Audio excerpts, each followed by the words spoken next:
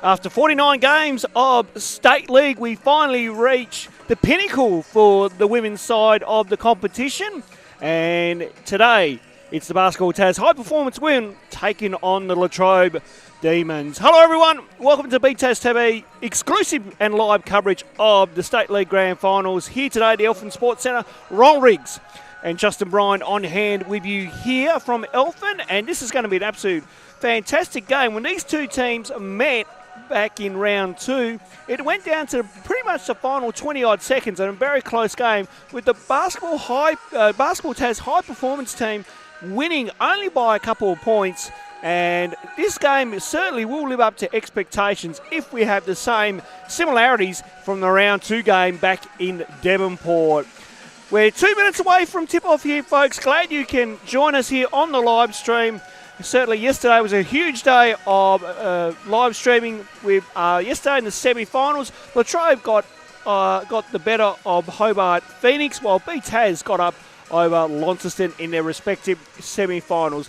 These two teams are playing for obviously the Women's Shield, and it'll be for one of these teams, it'll be the first time in club history that they've taken out a State League title. Should be a good game coming up. Like I say, Justin Bryan will be here with us shortly. Referees for this afternoon's game is Nick Draper and Connor Westwood. So Kate O'Neill addressing the troops, as I can see to the left of my screen. And Mark Radford now to address the BTAS High Performance team. So good little crowd in for the women's final. The men's final between the Penguin Blues and the Launceston Lightning will be at 2 o'clock, and we'll come back on air around about 5 to 2 for that game. But we're looking forward to the women's one, and this is certainly going to be a ripper of a game. So we're just about to get underway. Let's go through the lineups for you, actually. And Basketball TAS High Performance have got Charlie Cade, Taya Webb, Zoe Banks, Zoe Crawford, Emerson Wells, Michaela Bingley, Sian Haywood, Olivia Crawford, Macy Crawford, and Ruby Gray. Meanwhile, for the Latrobe Demons, it's Charlotte O'Neill, Sarah O'Neill, Erin Butler, Amy Lee Baldock, Shelby Rayner, Brooke Brown, and Ellie Collins, who was awarded the MVP last night at the gala dinner. So Latrobe coming out on the floor now, and BTAS just about to come on shortly here.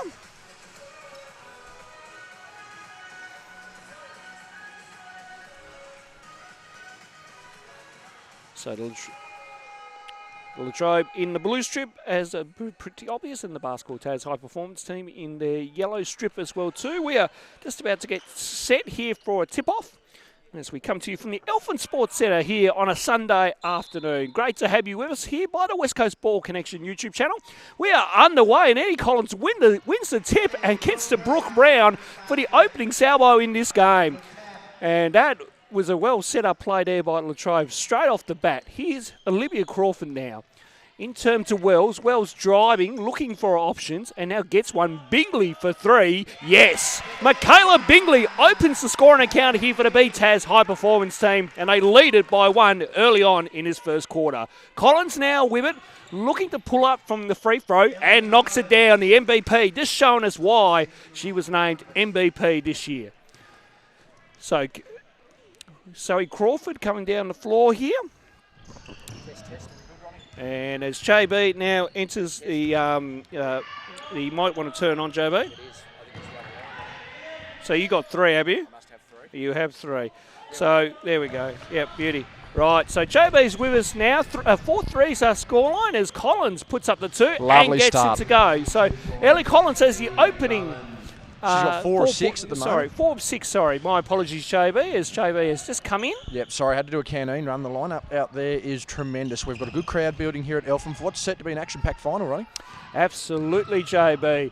Ball to Haywood, now in turn Wells. Wells looking at her options, goes down low, but good defensive pressure there by O'Neill. And Rayner has it now for Latrobe. It's going to be an interesting matchup here for the high performance team. We watched them yesterday, Ronnie, and they were almost flawless in their execution. But when you're going up against the MVP, Collins, a well-tuned finely tuned Latrobe side. It's going to be a big challenge for him today. Rayner for three, Bang. yes, gets it to go, and Shelby Rayner knocks down the triple, and they're out to a 6-point lead now, Latrobe. 9 plays 3, we're just on 2 minutes in here in the first quarter. I wonder how Mark Radford's thinking with his timeouts at the moment. Just wants to probably get through these next couple of play phases, see where his team is in their passing. They're not going to get the shots. There's a costly turnover, and that is a foul there. It's a push. And getting away from it early, and you can just see some frustration. He wants some defence, he wants them locked in, and I just wonder how much is taken out of them from yesterday, Ronnie. They were absolutely spot on. They certainly were. You could nearly say they nearly played a perfect game in some ways. Oh, absolutely, as mentioned. We're just going to get a check here on the clock. Just on shot clock here. Just getting shot clock here. Front. Yeah, and yep. Well, Nick Draper and Connor Westwood, our referees for this State League final. But, yeah, a flawless performance. They really picked up on the defensive end. They played Launceston's game with them, realistically, pass and cut, trying to get a score. But, unfortunately, they just couldn't... they just don't seem to be able to do it on the early piece at the moment. And, again, with the purple patch that Ellie Collins is going through right now, unless she has some sort of heat check at the moment where she's only going to score 20 points, it's going to be a very, very hard game here for the high-performance team. Libby Crawford puts it up. She got fouled. I think this will be assessed on Collins. Yeah, it is going to be yes, it will be, and Olivia Crawford will go to the line for 2. So it'll be interesting to see how they go tonight. Again, the big part of the Latrobe game is that they're fit, they can run. The only deficit they probably have at the moment, Ron, is the fact that they have a very limited bench. I mean, they've only got 2 rotations, whereas sort of the BTAS team here can get those fresh legs constantly moving, particularly, they're running 10 deep there. And, of course, Chloe Kiddo out at the moment with injury. Yes, but good to see here supporting the crew, which is always good commitment by her. So 9-4, and Latrobe up by 5 here as Brown looking for Collins, and does so now. Collins on the on-ball screen. O'Neill back to Brown for 3, and not there. There's one thing I must notice too early on, is that Latrobe are really trying to force the high-performance team above the foul line on the defence. The entire free throw line extended down to the base there was completely open. So Bingley with it. Now Haywood in turn to Crawford. 6 seconds, gets it up. Has to. Nah, not there. So again, Latrobe with some good defensive presence early on to disrupt the BTAS high performance team early on in this first quarter, as Sarah O'Neill now gets it off to Brown. In turn, Collins down low of the block. Skip pass to Charlotte O'Neill for 3. That's long. And Olivia Crawford there will pick up the board. They get a reprieve there, the high-performance team. That shot there would have blown it right out there to an 8-point margin early on in this game. And as we've seen, Ronnie, as the turnover there, you'd think this is going to be a layup. She takes out Haywood's line on the drive, nearly fouls. A good up and under, though. Yeah, and good. Yeah, you'd have to think early on, Ronnie. No team's really come back from that double-digit deficit all weekend so far. So the big mental edge early for Latrobe if they can get that. I mean, they've split the games 1-1 through the league at the moment. So, I mean, this is the true rubber match. And Latrobe with the hand early on. Yep, so foul assessed there on Sarah O'Neill. Of course, Sarah's had a pretty good tournament herself, Ronnie. It certainly has. Was awarded All-Star 5 last night in the women's competition, and it was really good to see. Now, is that a travel? It will be a travel on Emerson Wells, and Latrobe to get it back here. 6:12 remaining. Latrobe up by 7. As we can see, 11-4 our scoreline here. 6:12 remaining here in the first, and the crowd has well and truly swelled now. It's a good crowd, as I said in the introduction, JB. Good crowd in here at the Elfin Sports Centre. No, that would be a foul. It looks like it's going to be either on Haywood or Bingley. Am I going to call it on? That'd be Coach Radford not happy with that one. I think he was looking for a bit of an off-ball foul early, but I mean, this Latrobe side has started really, really well. And again, while probably just as youthful, really, a lot of these girls. Collins with a shot, misses that. But even though they're about as youthful as the high-performance team, the big factor there is the seasoned bodies that they get by playing a lot of senior basketball. So it's just going to be interesting how the young women compete with the girls here. And at the moment, the young women are certainly on top. And the other thing too, quickly, JB, the BTAS high performance don't get often together as a team to play in tournaments or leagues. So this is, they do a good job of gelling well together very quickly on. Yeah, and that's the sign of just how good of players they are. I mean, Radford's called for a substitution here. It looks like he's going to be bringing Charlie Kay in early as Brad Kahn talks to her. Shot by there is good. Good shot there by Emerson Wells. Yeah, and that brings it back to 4 now. So, again, they've just got to start getting those shots. Collins forcing away inside was never going to get that. A good turnover there by the high-performance team. And Haywood coming down the floor now. And Wells is nearly out of court. Yeah, keeps the pivot well, though. It does. And then a scrap down on the floor. It'll be a jump ball. And that going... There we go in the way of the high-performance team. It's Latrobe won the tap. Emerson Wells heads out. And 11-7, they've just managed to click it back. And you can just see some motion really coming into the offense here for some of that flow coming right through for the high-performance team at the moment. There's Haywood. Haywood for 3. Yes. Bang! Sean Haywood continues on from her hot display yesterday, JB. Yep, she was a heat-seeking missile yesterday. She had a very successful dinner, mind you. She was one of the bigger award winners as far as filling up the trophy cabinet. That's good defence there from... Won a few numerous awards within, as Kate O'Neill has a timeout. Let's talk about the awards night last night, the gala dinner. Of course, as you mentioned, Sean Haywood was also named in the All-Star 5 for the women's side. But also, too, she picked up some awards as well within the high-performance SDP program. So Basketball Tasmania do run. So well done to her. And, her along with... a lot of the others, we should go through the... yes, well, you actually presented some of these awards last night, Ronald. And, it was an honour to be presenting last night, by the way, too, JB. Many of them were, many people I was talking to were saying you are much more brief than in previous years up at the lectern. Well, that's a first, isn't it?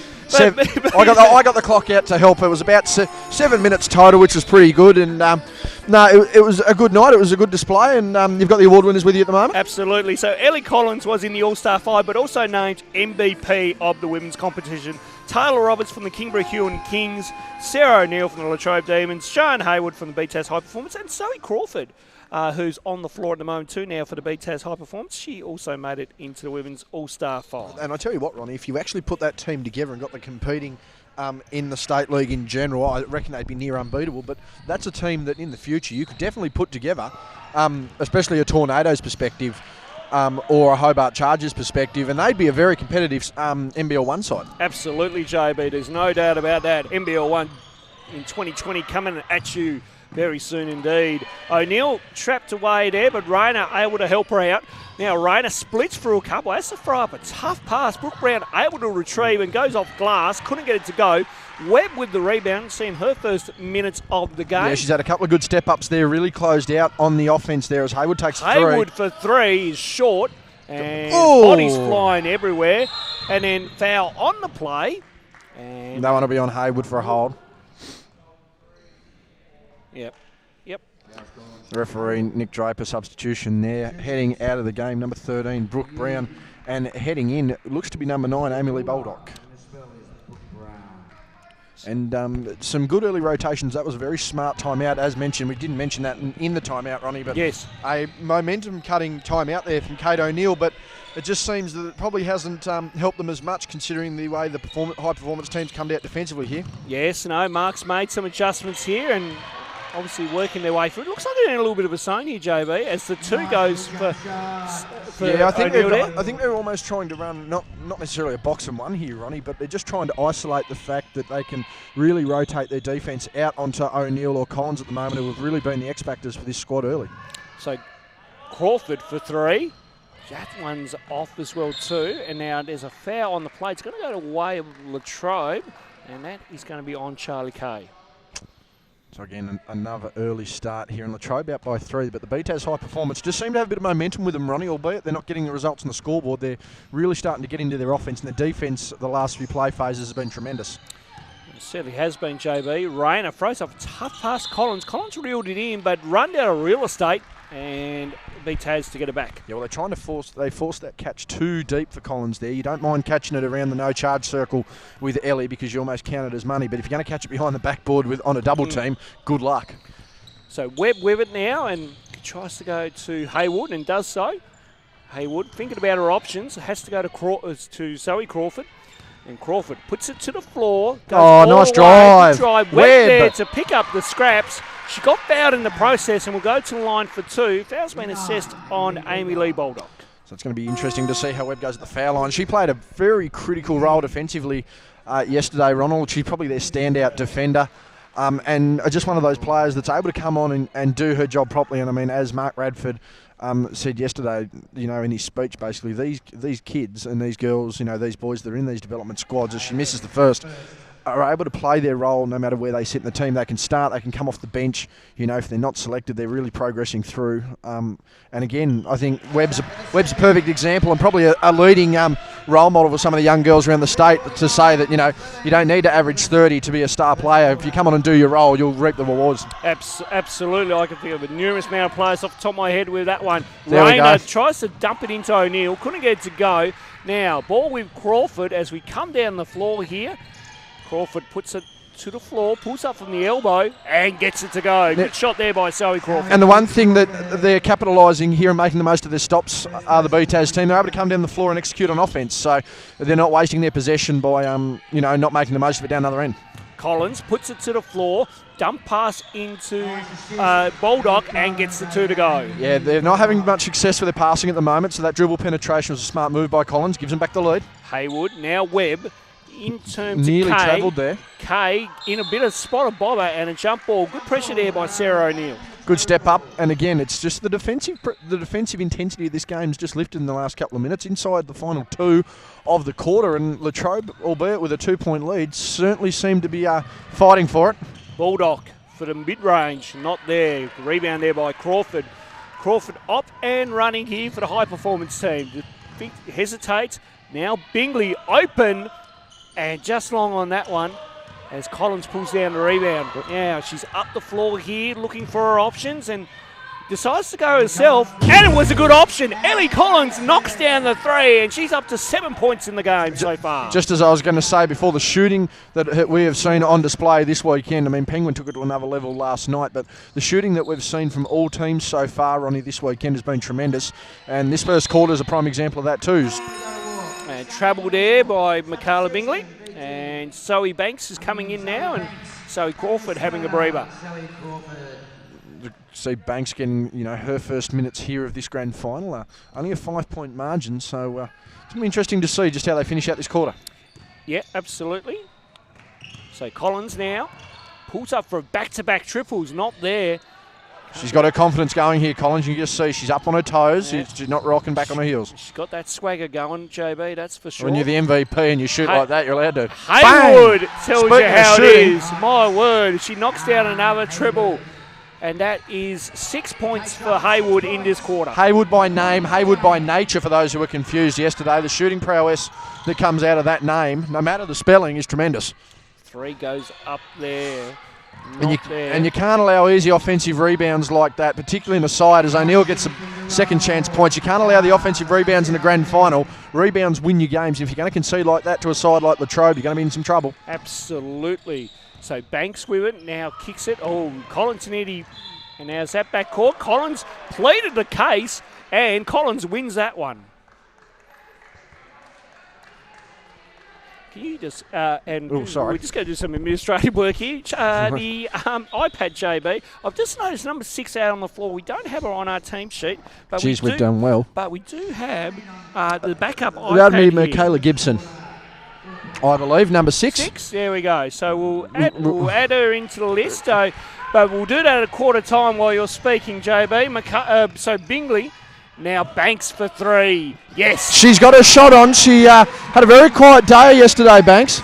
Collins getting up the floor. That doesn't look too bad. Oh! Nearly on the quarter time buzzer. But an entertaining first quarter sees Latrobe 20, the Basketball Tasmania High Performance Team 19. And JB, what are your thoughts from the first quarter action? It took a while for the BTAS team to really get into that one, and I'd say Mark Radford's going to need a reprieve there in this second quarter, much like he did last week. For Latrobe, they really started to step up there.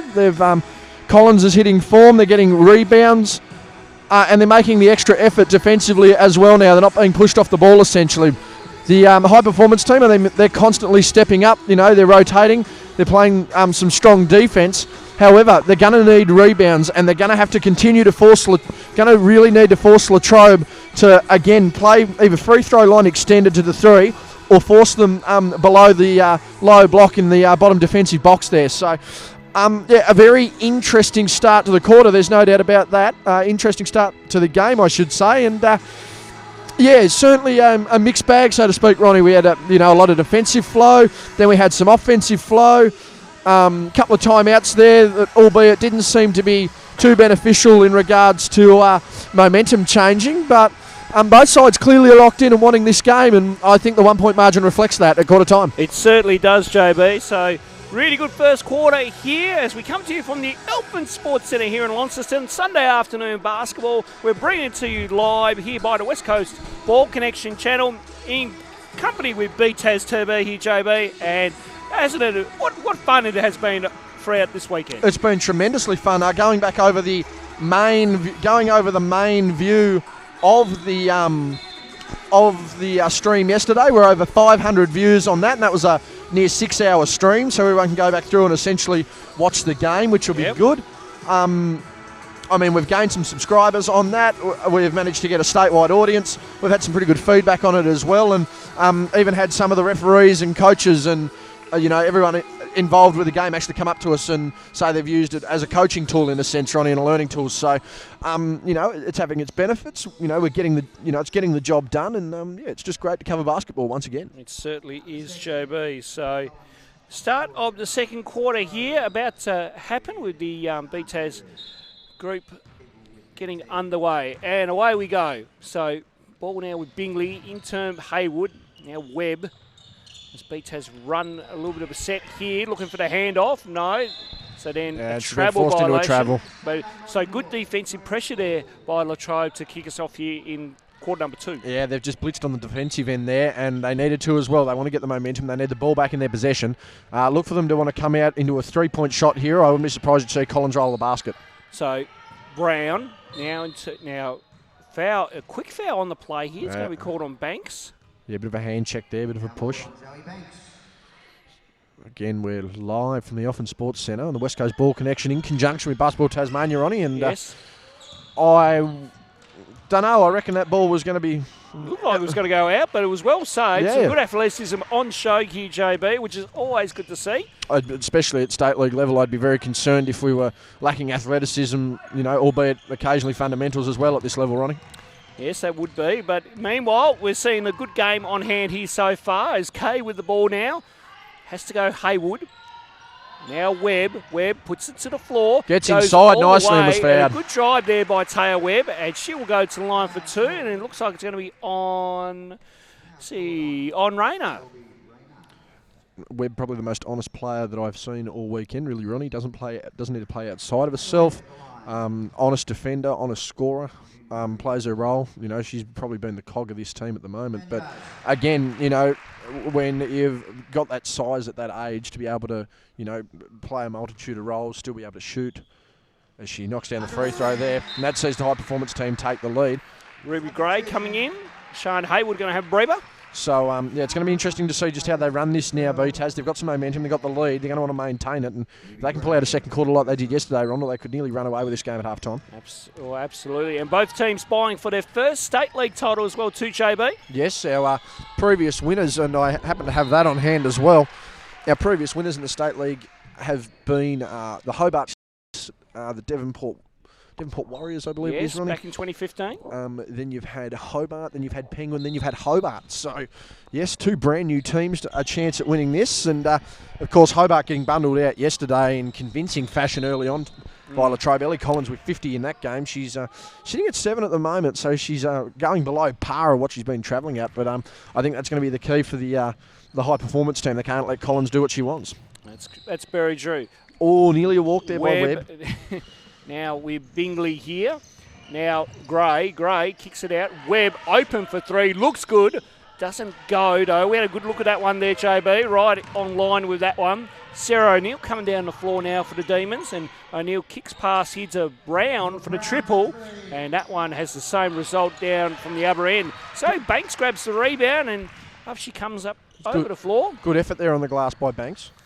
Nearly the shortest player out there at the moment. Now Kay Goes inside to Bingley, but again, good defensive presence by Brown, and O'Neill was there to pick up the scraps off that one.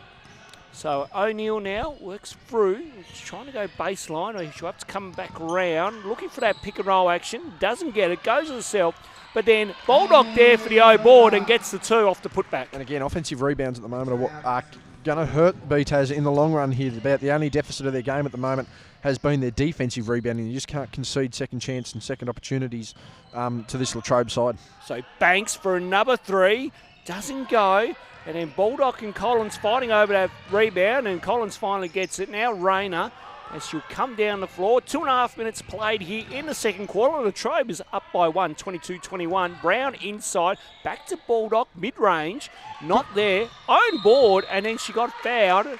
And it looked like that will be assessed on Zoe Banks. Yeah, she's actually not playing too bad down there in the low block there, Zoe Banks. It's hard for her. She's undersized, you know. She's trying to battle on the glass. She's trying to box people out.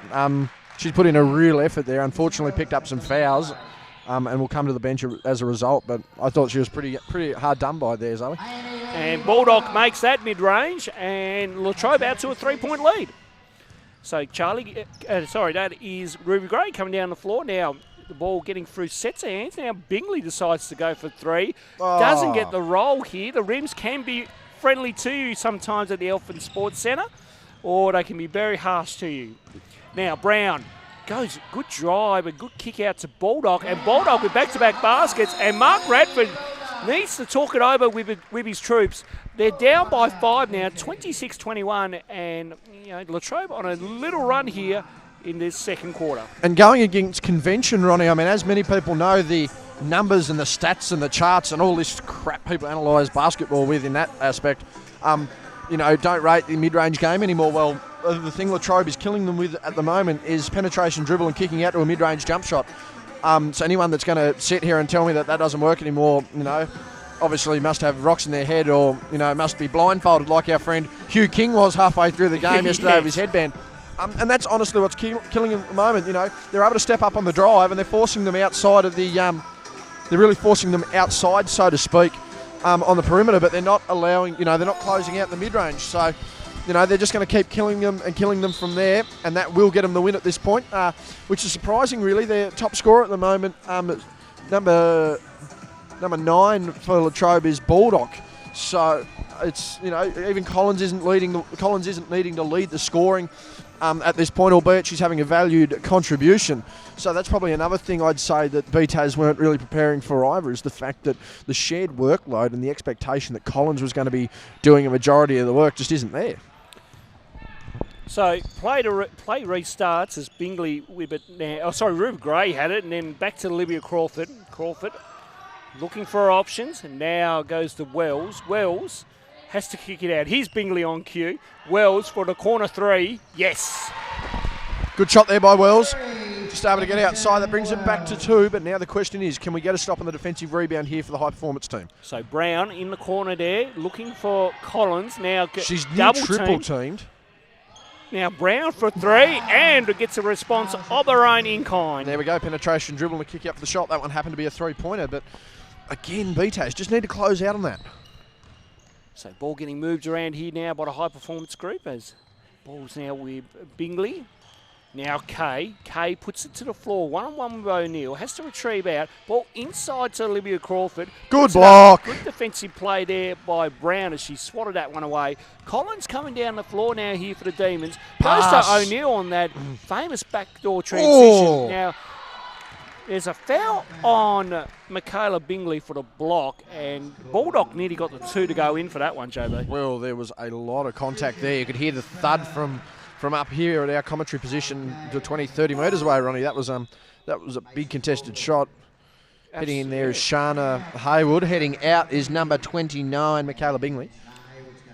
So it's going to be interesting to see how they go with this setup. 5:50 remaining here in the first half of the 2019 State League Women's Grand Final. As that one falls for Baldock. Lead scorer, as we mentioned, with 9 points for Latrobe. She's leading all comers. Next best there is Collins with 7. And again, Baldock, a big mismatch as well. She's the tallest girl out there at the moment. And she's really forcing a matchup issue here with BTAS, who, albeit, they don't really have the height to contend with at the moment. So ball now with Gray. Wells So Wells now going to Crawford. That's Macy Crawford out on the floor as well too. Now Wells. Good defence by Latrobe here, closing out. Hayward puts it to the floor. Ooh, Hayward nasty. With a step back, couldn't get that one to go, and ball will trickle out of court, and it will come to Latrobe. 31-24 our scoreline now, out to 7 points, tied for the biggest margin of the game, I believe, Ronnie. So this, 7's been the biggest. Yeah, this next phase here is going to be big. Latrobe looking to hit double digits and really get the mental edge early. So Collins down low, Pass. and a good pass to Baldock, and Baldock missed that one. Brown there for the scrap. She got fouled, and she'll go to the line for 2 fouls on Emerson Wells. Right. Looking to hit a game-high margin here, Latrobe, and they're really gelling as a unit. I mean, they're taller. They seem to be getting up the floor a bit better. Their defensive intent is lifted in this second quarter. They're right on top of the BTAS girls, and they're going to have to just lift here a little bit. I wouldn't be surprised if we see Mark Radford look for a timeout around that 3.5-minute mark, or certainly the next couple of minutes to just talk things over and just try and set up some structure to close out the half. It would be very interesting to see what Mark and his coaching staff do. Brown missed both, and then O'Neill got the O board. Rayner puts it to the floor, trying to put on some moves. Good pressure there by Olivia Crawford. There's all 3 Crawfords out on the floor too for the BTAS high performance. Rayner for 3. Big there. Good rebound by Sarah O'Neill. And there we go. There's that offensive rebound again, albeit a pretty hard rebound to get there for O'Neill. But again, they're just lucky that one didn't pay off for them. Could have been a danger. And a good pass there. Haywood misses the 2, More unfortunately. rebounding. And good work by the Demons here to really up the ante on both ends of the floor. O'Neill, now Baldock. Surprised Webb hasn't been put back in this game to grab some glass. So now Brown puts the fake, drives Too beautiful pass easy. into Baldock. Another misses rebound. the 2. Second opportunity is good. And, There it is. Mark Radford needs to call another timeout. And the margin is out to 9 now, 33-24. If the conversation in this timeout isn't to do with defensive rebounding and low block scoring for me, for BTAS, I'd be very shocked. They'd be getting crushed in the rebound battle here, Ronnie, and it's showing on the scoreboard. I mean, we're out to a game-high 9-point margin. It's the second chance points that are keeping Latrobe in this. I mean, the amount of easy rebounds that BTAS have missed at the moment that are really have given Latrobe the lead in this one. I mean, they're getting a couple of stops here or there, but just in general, it's the rebounding that's changing this game. Meanwhile, I think Kate O'Neill's just going to want them to stick with what they're doing. She's going to be anticipating a change-up, obviously, from Coach Radford, so she's got to counteract with that as well, but she's got the size to be battling on the glass at the moment. They've got the passing game, they've got the running game, inside, outside, mid-range. Their offensive game is very well-rounded at the moment, Latrobe, so I would pretty much assume they're all going to continue the way they have been, and as I said, I reckon a big focus primarily should probably be on rebounding in this next phase for BTAS. Yes, Latrobe on a bit of another mini run here. It seems it's a bit of a game of runs, isn't it, JB? Certainly has been at the moment. So let's see what BTAS can do in these last 4 and a bit minutes. So Mark has used his 2 timeouts for the first half. He'll have 3 in the second half that he can utilise. So here's Macy Crawford, puts up the tough runner. Can't get that one to go. Now, Rayner with the ball here. She comes down the floor now for Latrobe.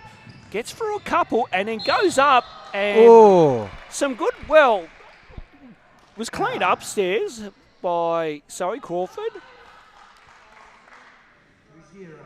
And a block. So I'd say the referee, Nick Draper, would be saying that just didn't get to the spot in time. Tell you what, it was a very close call, Ronnie. I could see why it would go either way. I mean, there was clear contact as to whether it was offensive or defensive in the minds of others. So,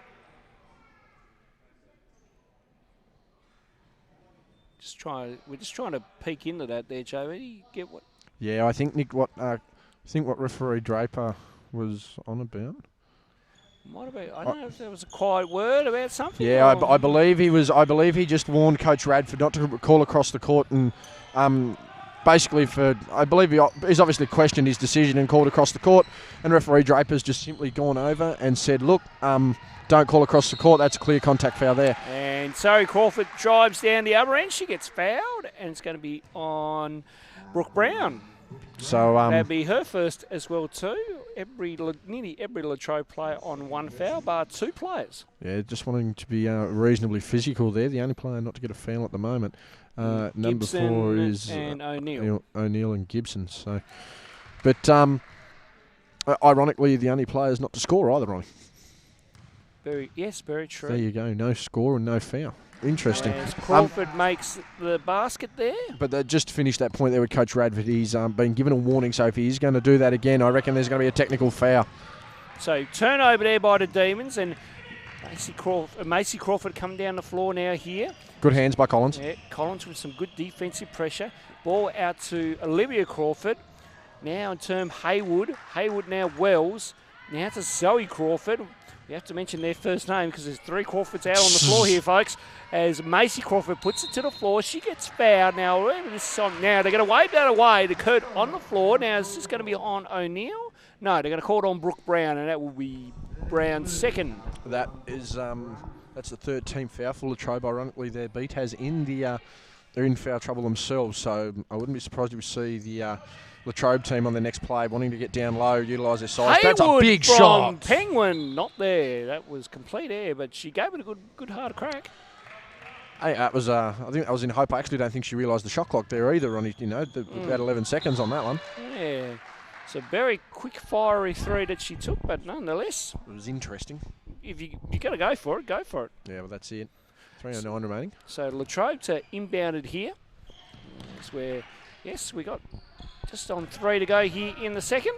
Come to you from the Elfin Sports Centre here in Launceston. And thanks for joining us here via the West Coast Ball Connection YouTube channel. Rayner the with spin, some beautiful the move, pass, beautiful the pass finish. into O'Neill and gets it to go. Great job there by the Latrobe Demons. Yeah, perfect basketball there from Latrobe. That spin really threw the defence off, really utilised that open space on the right-hand side of the key there. And the dump down pass to O'Neill executed perfectly. So Haywood with it now. Haywood kicks it out. 2 shooters, they were a bit too close together there, need to move their spacing a bit. So Crawford into Macy Crawford, now to Libya Crawford. All 3 Crawfords combined on that play. Foul on the play, and it's going to go the way of Latrobe. Foul's been assessed here on Macy Crawford. Foul called on Macy Crawford. That will be her first personal. There we go, it was Tay Webb. And Kate O'Neill wants to talk it over. She doesn't like what she's seen on a couple of possessions by the sounds of it. So she'll talk it over. They lead by 11, 36 to 25 here. I just wonder whether it's not necessarily that, Ronnie, but maybe a change up in personnel. She's going to just adjust the game style accordingly. BTAS wanting to run with a taller squad now, so I wouldn't be surprised whether you see more of a shooting game out of Latrobe in these last 2.5 minutes.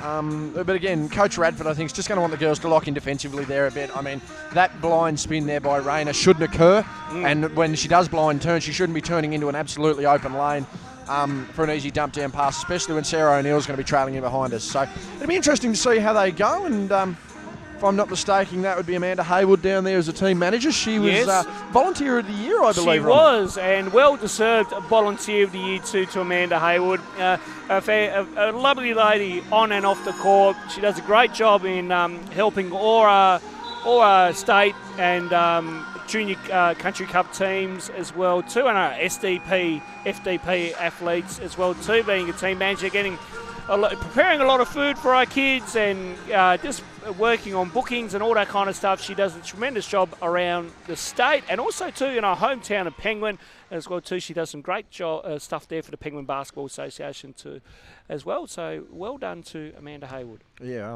Penguin well represented last night, and about the only Haywood in the room that didn't receive anything, was probably Shane himself, really. Yeah. As much as we talk about the great man. But no, as Amanda said, she's got a great support network around her as well, and I think that's the key too.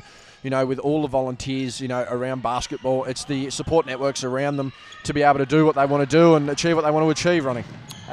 Rayner has... Yep. And of course, we should mention as well too, the Latrobe Basketball Association picked up an award as well too last night, JB. Yes, that was the association. It was one. I don't think it was Cam. of the year. I don't think it was something. It was another award. I'll have to refresh our memory on that one. We'll get some clarification at half time and come back to you because Latrobe have done a good job there. I think it might have been. No, it wasn't the Aussie. No, Smithton Basketball Association got the Aussie Hoops one. Yeah, oh, definitely. I mean, they took to. I mean, I've never ever heard of a team of them taking. I think it might have been the Chris McCoy CEO award. Yeah, something like that. Moment of the year thing. Yeah, we can definitely check that out. We'll check that out for you later too, folks. So, meanwhile, back on court, margin out to 15 now as Latrobe have pushed it out. Might actually go at half time. That's a shot by Haywood. I might try and get a full awards list and we can run through them on the broadcast. Absolutely. So we'll work on that. So Collins come down the floor now. Puts on some moves. Goes all the way. And then goes for second. Can't get it to go. Zoe Crawford with the rebound.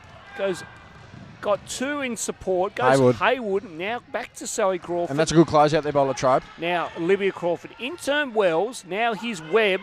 Now back to Haywood. Shot clock at 10 for the high performance group here. Zoe Crawford puts it to the floor, goes baseline, can't get the floater to go. Rebound by O'Neill, and Latrobe off and running. O'Neill has Collins in support, doesn't need it. Goes long on the shot, and Crawford with the rebound. Yeah, Kate not very happy with that. You could actually hear it from here. Says she wasn't. She didn't think that was the right option. Probably got down the floor and executed a little too quickly. And that's a good dump down pass by Webb. Waited for Collins to clear the way. Gets her own rebound up inside, misses that one. Couldn't get that one to go. Good entry pass in, though. And Mark Radford wanting a foul there. Referees didn't see it that way. So Collins now working her way through from the free throw. Not there. And rebound by Wells. Now Crawford to bring it up here. We're under a minute to go. We're about 40 seconds away from half time here. In the grand final as Webb puts up the floater. Not there. She's had a quiet period on the floor here, Webb. Now Rayner to bring it down here. Now Brown looks to Collins. Kick pass, screen on the shooter. O'Neill for three, just long. And I believe our court announcer was anticipating that one. I think we both were. And so Crawford goes up, and Brooke Brown commits the foul, and she'll go to line. So Crawford will go to the line for two. Brooke Brown has got her third personal now, and that might be a worrying sign for Coach Kate O'Neill. Sorry, they're only a bit of a frog in the throat. 13.9 remaining. It is definitely her third. And again, it could be a bit of management, much like it was for the Penguin boys yesterday with, I think it was Jalen Beveridge. Yeah, Jalen Beveridge got into foul trouble early, and he managed that well. So again, but that's the mark of a good team and the mark of a good player to be able to manage situations like this. Okay, so Kate O'Neill has got a warning. That's a warning to both coaches now. And that one was that one there was way more direct to Kate O'Neill as well there. So that's both with a warning here. So that could play a factor for the rest of the game as well. So Brown, we're under 10 to go with 5. Collins puts it to the floor. Spin move, shot not there. Rebound Crawford, and that will see us out to half time here. So at the major break, it's Latrobe with a 13-point lead. It is 40-27, and some quick thoughts, JB, before we go to a break. Yeah, quick thoughts as we head into a break there, Ronnie. Game high margin went out to about 15 there. We've seen both coaches with warnings in that quarter, so very emotive, very intense, and that's what you'd expect from a grand final. I'd actually be a little disappointed if a coach or a player hadn't been warned, and I don't mean that in a negative way. It's the sense that you've got to have that passion, that drive, determination to want to win a game like that, and you've got to be able to push those boundaries of your competitiveness to get that done. For Latrobe, I'm not unimpressed with the way they're playing, but there's a sense of them being underwhelming in their performance, Ronald, in that they need to be hitting those open shots. They need to be coming down in transition and making the baskets.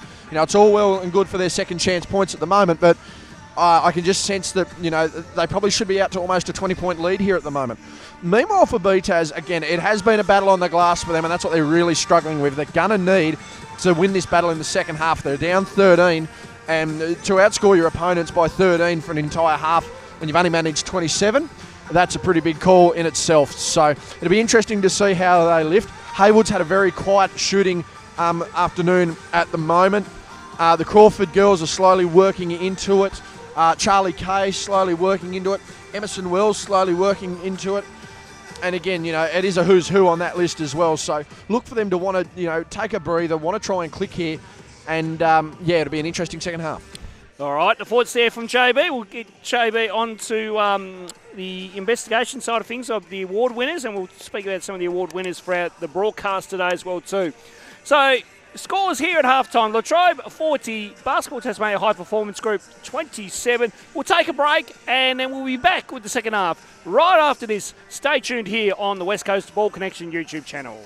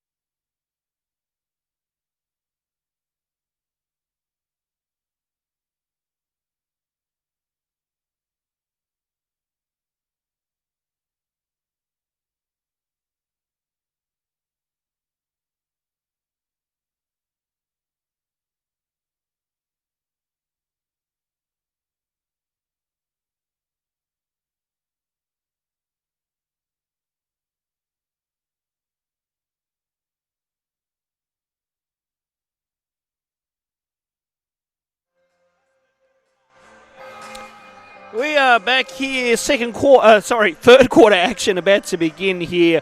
40-27 is our scoreline here at halftime. Roll Riggs, Justin Bryan on hand. We'll be here at the Elfin Sports Centre here in Launceston, and both teams coming out of their halftime huddles. And it looks like Mr. McCoy. And is Chris coming in for a live chat? Is he or no? No, Chris can be we welcome Chris McCoy into the broadcast As we clear out our substitutions. We'll just second microphone is third on. mic, and actually we can get the first question. I quickly just want to ask Chris. Now, the Latrobe Basketball Association did pick up an award last night. What was that award for? Yeah, it was the CEO moment of the year. So there's lots of great moments, but the one that they won was the work they're doing, especially at the junior development areas. They've got some good people involved coaching throughout the association, and they're focusing on the under-10s, under-12s. And so the moment of the year was when we saw at our under-10 and under-11 state tournament, Latrobe, being a small country town, had 4 teams. So that's a great sign for Latrobe as an association, going forward. There are under 10 competitions that don't have 4 teams in them, let alone towns producing 4. You're on the waters today, Chris. You're doing better than I. It was a very good night last night and pretty successful.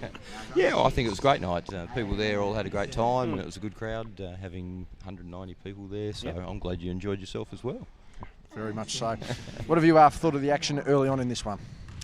Yeah, well, it's good. The high performance girls can't quite put enough score on the board at the moment. Latrobe are playing pretty good defence, and just run them off the lines. For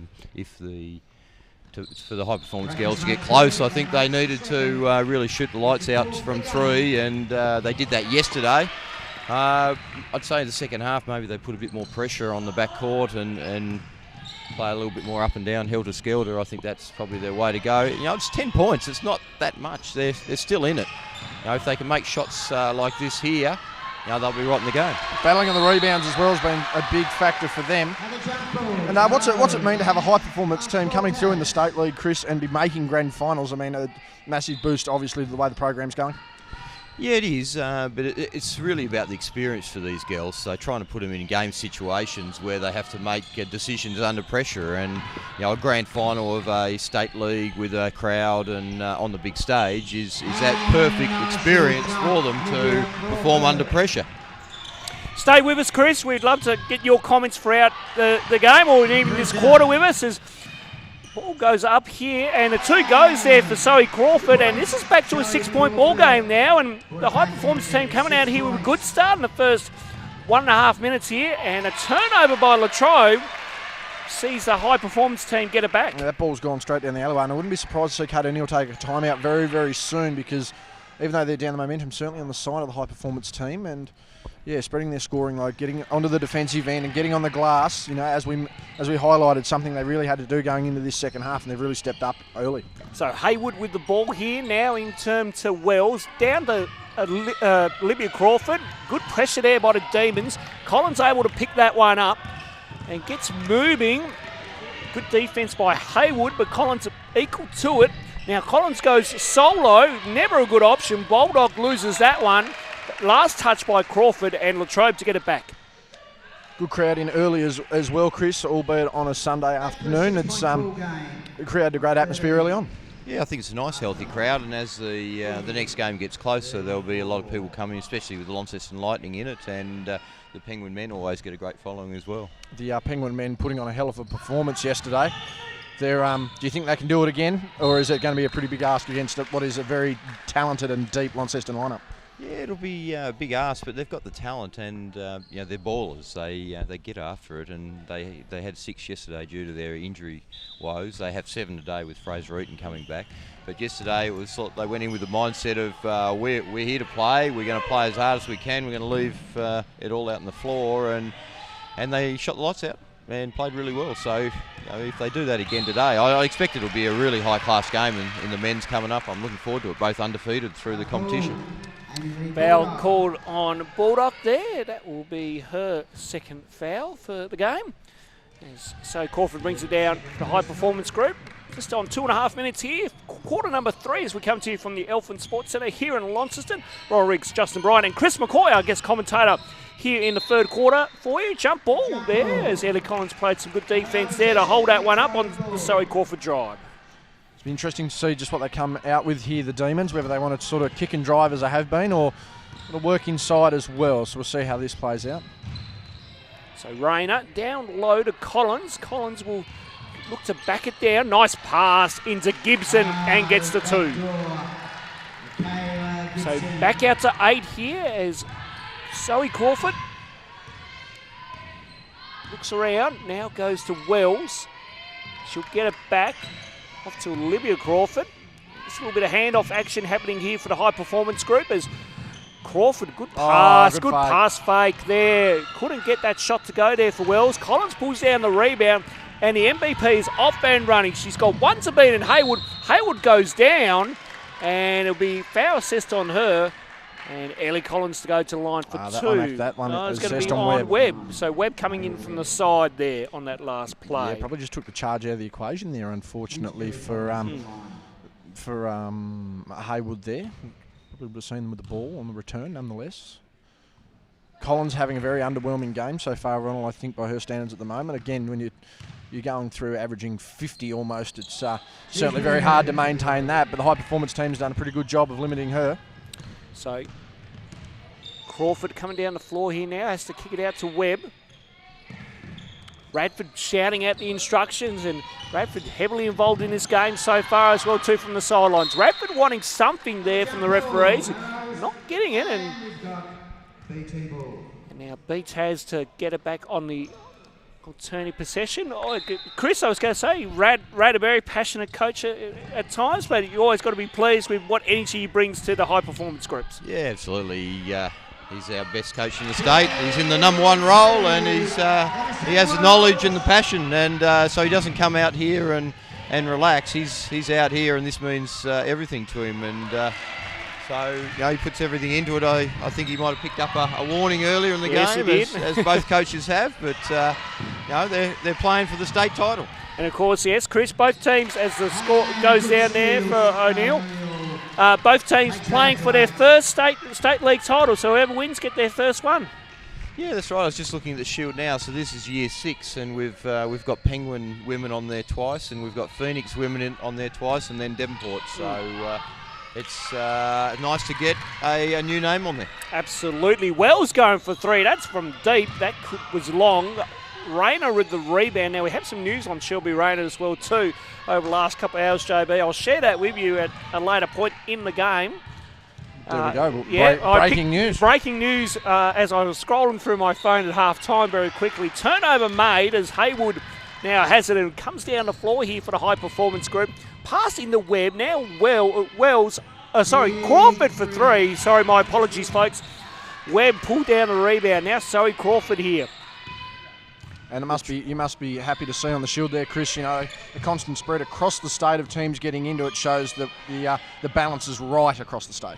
Yeah, it is. That's good. And we'll continue to review after the year. We'll see if there's anything the teams would like to see in this competition. But it's nice when you get through to this weekend where it's the Final Four. We usually get great games, and then on the Sunday, the grand finals, there's been some classics over the years. Absolutely. I can only think of that inaugural one back in the men's where Kyle Clark had a shot to win, and we got that kind of classic photo. It was a great photo from Damon Kingshot, who's here watching today. But Kyle shooting over, just getting over the fingertips of the Grenadiers defender to nail the 3 to send it to overtime, or was that one to win overtime?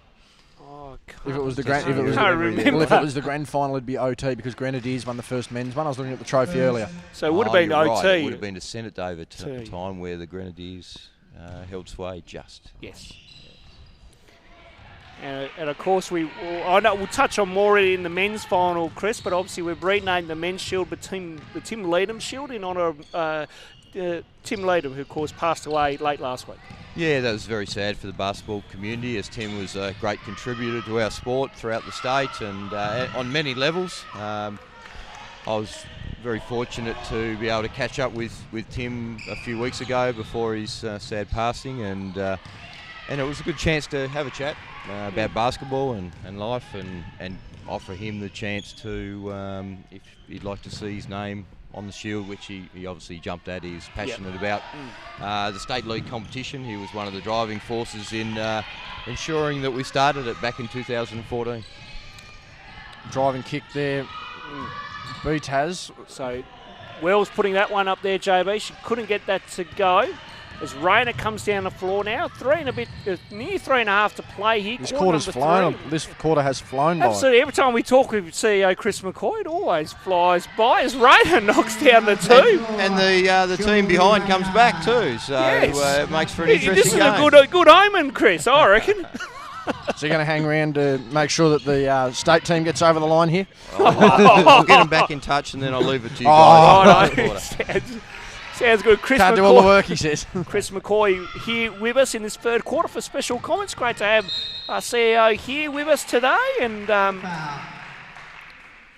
always nice to get some guest commentators in. We had some guest commentators in throughout yesterday, JB, as well too. Yes, we did. We had David Bowen come in and make some comments. We had Ellie Collins for an interview.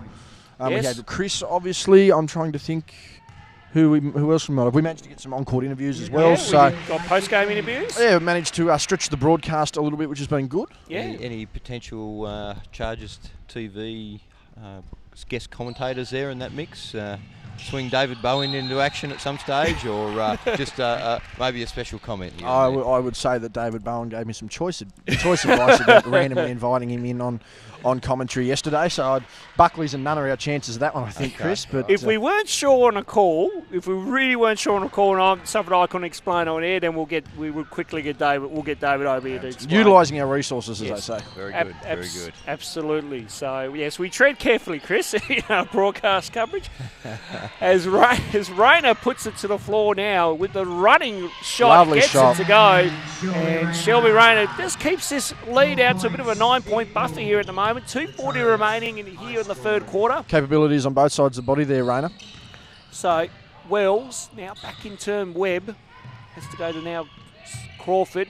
Bingley, ball getting used quite a bit here by the high performance group. Crawford nearly lost it but got it. Now Shooter, no. Oh no. Bingley wanted to go inside. Now 3-second violation. No, 3 seconds on the shot clock. Oh, 3 seconds on the shot clock. Possession never changed. Ah, righto. Yep, okay. Disputed. I'm assuming the possession never changes. Hayward checks out and Charlie Kay checks in. Meanwhile, it'll be Charlotte O'Neill heading into the game as Michaela Gibson heads out. So Mark Radford will call a timeout here. Going to want to execute straight out of this, no doubt. And again, this game is right in the balance. Margin got out to as much as 15 there in the second quarter. But that 8-9 points has certainly been a barrier for a lot of teams. We've noticed this weekend, Chris, you sort of, once you sort of extend the game out, towards there, it sort of really gravitates in that team's favour for the rest of the week. Yeah, it's a big 2 minutes 18 on the shot clock here, and that's a good timeout from Coach Radford to try to get this margin to 5-6 going into three-quarter time. If it goes to 10, 12, 14 before three-quarter time, it's very hard to peg back in the last. But if he can, get a bucket out of this play with 3 seconds on the shot clock and then hold firm for the last 2 minutes and go down 5 or 6 into the three-quarter time, they're a big chance then. We were speaking earlier about Coach Radford. There was a coaches clinic today. Obviously got to be pleased to be able to offer, not just the players an opportunity to learn and grow throughout the weekend, but also to have the coaches come through and, take the extra steps and sort of learn the nuances from coaches, particularly of Mark Radford's stature. Yeah, absolutely. Whilst we can during the gala weekend, we think it's a really good chance to get the coaches. Mostly, a lot of them are here. So if we can do something with the coaches and use an hour and a half on a Sunday morning before the grand final start, I think that's time well spent. It sort of adds to the gala weekend, along with the dinner, along with the coaching courses upstairs for the associations and the other meetings, such as the board meetings we had yesterday as well. So it all comes together for a great weekend. So Crawford with a good drive to the bucket, but Brooke Brown had good hands. And ball goes out of play on deflection. Mark Radford wanted a foul. Referees didn't see it that way, so play will continue here on the baseline. 19 with the shot clock. It was an important non-call because she's on 3 fouls, and if she picked up a 4th there, it does turn the game a little bit. Now that's an important bucket too. And Crawford makes the 2. Now foul's going to be called here on Charlotte O'Neill, and that's her first, so that's okay. And as you mentioned there, Chris, if Brooke Brown picked up that 4th, that would have been very, very dangerous in a sense. A lot of management there too, just quickly. I mean, we used the example yesterday of Jalen Beveridge, who got in foul trouble early and had to manage it and happened to be of benefit. And as you can see, a game like this, your man management with a squad that only runs 7 deep, as you mentioned there with foul trouble, Chris, pivotal. It's a big call. Some of those calls make the difference in the end of the day. So it was one of those ones that wasn't too much in it, but it could have went either way. So 6 margin here, 49-43, minute and a half to go. As Wells has it now. Webb, Collins with some defensive pressure there. Nearly got that one deflected. Now Zoe Crawford has to put it to the floor. Thinks about it, goes to Bingley. Inside to Webb. Good play there by the high performance group. some good ball movement there, Chris. And I love that play. They moved the ball well. They sealed inside. Taya Webb showed some nice strength there to seal her player deep underneath the bucket and then finish. That's fantastic for the girls there. Margin back to 4. Rayner misses that one. So vital possession now here for the high performance group. Can they get within a single field goal? Collins fouls. Now that will be her second foul. And Latrobe have reached the limit. So BTAS will go to the line for 2. And it's not a good foul there with a team bonus to put the high performance girls on the line with being 4 down with inside 1 minute. Give them potential 2 cheapies here. And then still have 2 full possessions to go with it. Yeah. So Crawford makes the first. As we mentioned before, Collins having a pretty subpar game by what she's delivered this weekend. Chris, do you think that maybe just the slipstream of form has just run out there, or do you think she's a quality player and? I like the way she goes about it. Obviously, she's had some big games in State League and she's had some big games in under-22s. Yeah, she's got 10 on the board now. She still may finish with 20, which is normally for most players an excellent night. So I think maybe the high-performance girls have done a good job on just limiting her opportunities, double teaming her whenever possible as well. They're doubling down whenever she gets it in the post. And there's an offensive foul call there from Nick Draper. Yeah, so offensive foul called. It's on Ellie Collins, and that's her third. That's her third, yes. And you're going to, and that will be it's offensive fouls. They don't shoot. Yeah, of course. Don't shoot, JB. Don't shoot, of course. But again, if they come down the floor here now, and either of those girls get a foul, you're going to, as Chris said there, you're going to the last quarter with 4 fouls on 2 of your star players. That's big. Absolutely. I asked for the margin to be 5 or 6 at 3/4, and they've got it to 3 with a chance to cut it further. It's game on in the last. My word! If we have a blowout going on in our next game, can you come over and just make it interesting, please? Okay, sounds good. There's Tail Winston 2 to go, and it's a 1-point ball game with 20 seconds to play here in the third. 49-48. This should be the last possession of the quarter here. Rayner. Will she go a 1-4 flat? He decides to go herself, but good defensive pressure there. Ball on the floor. It's picked up there. 2, and 1. Crawford's got to go. No awareness. And puts it up. Oh, not there. So 3/4 time sees Latrobe 49. The BTAS High Performance Group 48. And we've got to thank Chris McCoy coming in for the third quarter for special comments. Great to have you with us here, Chris. And feel free to drop by in the men's game if you like. Thanks, guys. Nice to be here, and great work that you guys continue to do, and I'm looking forward to your call through the NBL 1 season next year with the Chargers, and if we get you up for the Tornadoes and Thunder at all, I'm not sure, but you're always on Chargers TV. Yep. Get a simulcast going. we might have to. Don't know about City Park Radio, I'd like that. From the studio. Oh, we might from the bunker. Oh, quote Andrew Bogut, the bunker. So anyway, thanks, guys. I'll leave you with it. I've got them back to 1 point, so it should be a very entertaining last quarter. Thanks, guys. No worries. Thanks for joining us, Chris. Appreciate that.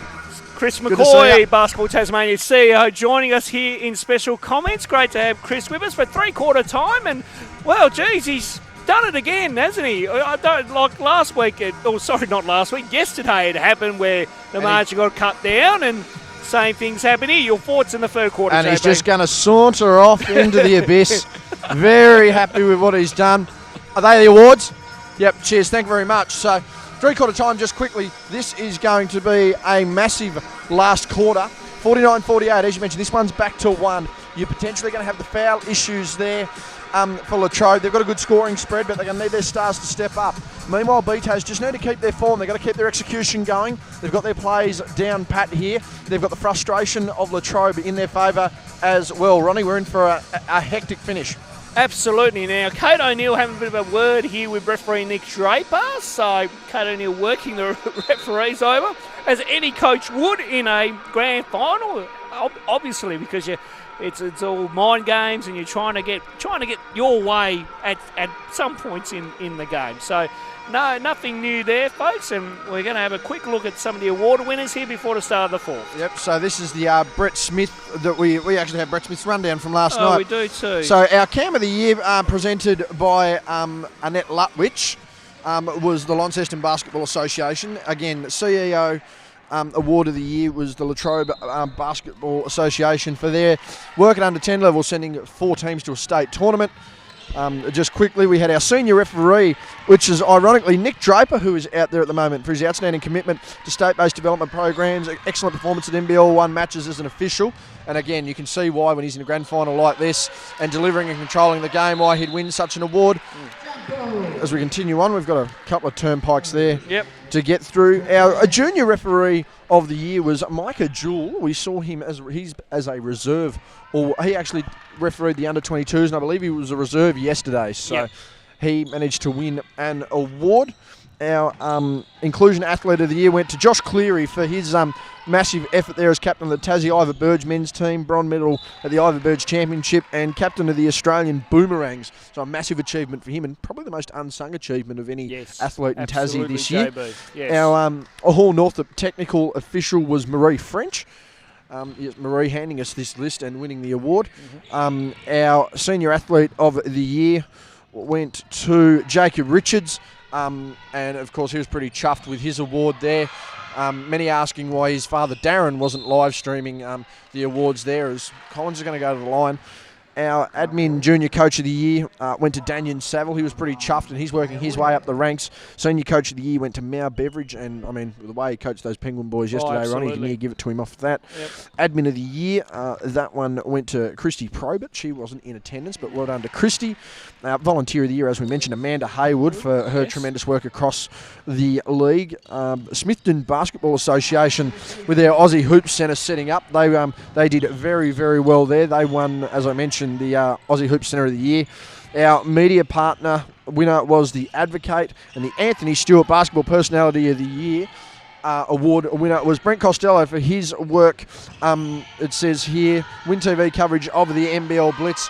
But as we know, Breno was very, very pivotal in covering the Chargers, covering the Huskies, and covering everything basketball in the last 12 months. Absolutely, and my congratulations to Brent Costello as well. You were the previous award winner of that one. I was, as Shelby Rayner knocks down the triple, and of course, Brent, we've done some work with Brent Costello, so we're very happy for him that he picked up the award this year, JB. So all the award winners there, and let's get back to our attention here to the ball game, because 4 points is our margin now after that Shelby Rayner 3.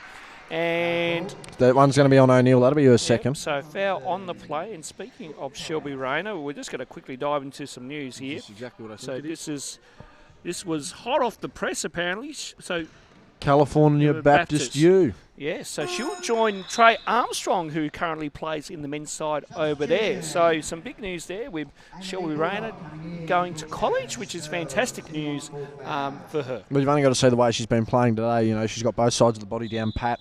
Her skills are fantastic. We have a low battery. I repeat, we have a low battery. We'll work on that. So Webb gets the 2 to go. I'll just turn down JB's mic as he sorts that out, and margin back to 2 here. 52-50 is our scoreline. As Rayner puts it to the floor. Goes Collins for 3. That's long. Now rebound fight here, and Wells gets it. Now foul on the play. It's going to go the way of the high performance group, and it's on Amy Baldock. And that's her third personal foul. We'll get JB up and about there. There we go. Yibbida yibbida. We are back online. We have nearly had our computer run flat on us, so we've plugged that in and we're all sorted.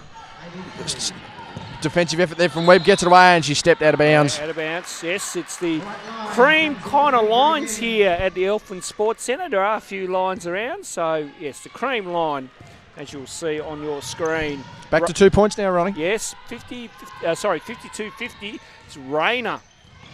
Works away through now. Collins puts it to the floor. Good pass in the Bulldog and gets it to go. Dribble penetration and scoring off the low block has been pivotal here in this game for Latrobe, using their size advantage, and they get another basket there. So Zoe Crawford goes for 3. Just long, and Rayner will let that one triple out of court, and Latrobe will get it. Substitutions here. Shana Haywood checking in along with Olivia Crawford. So 4 points here. Kate O'Neill's going to call timeout.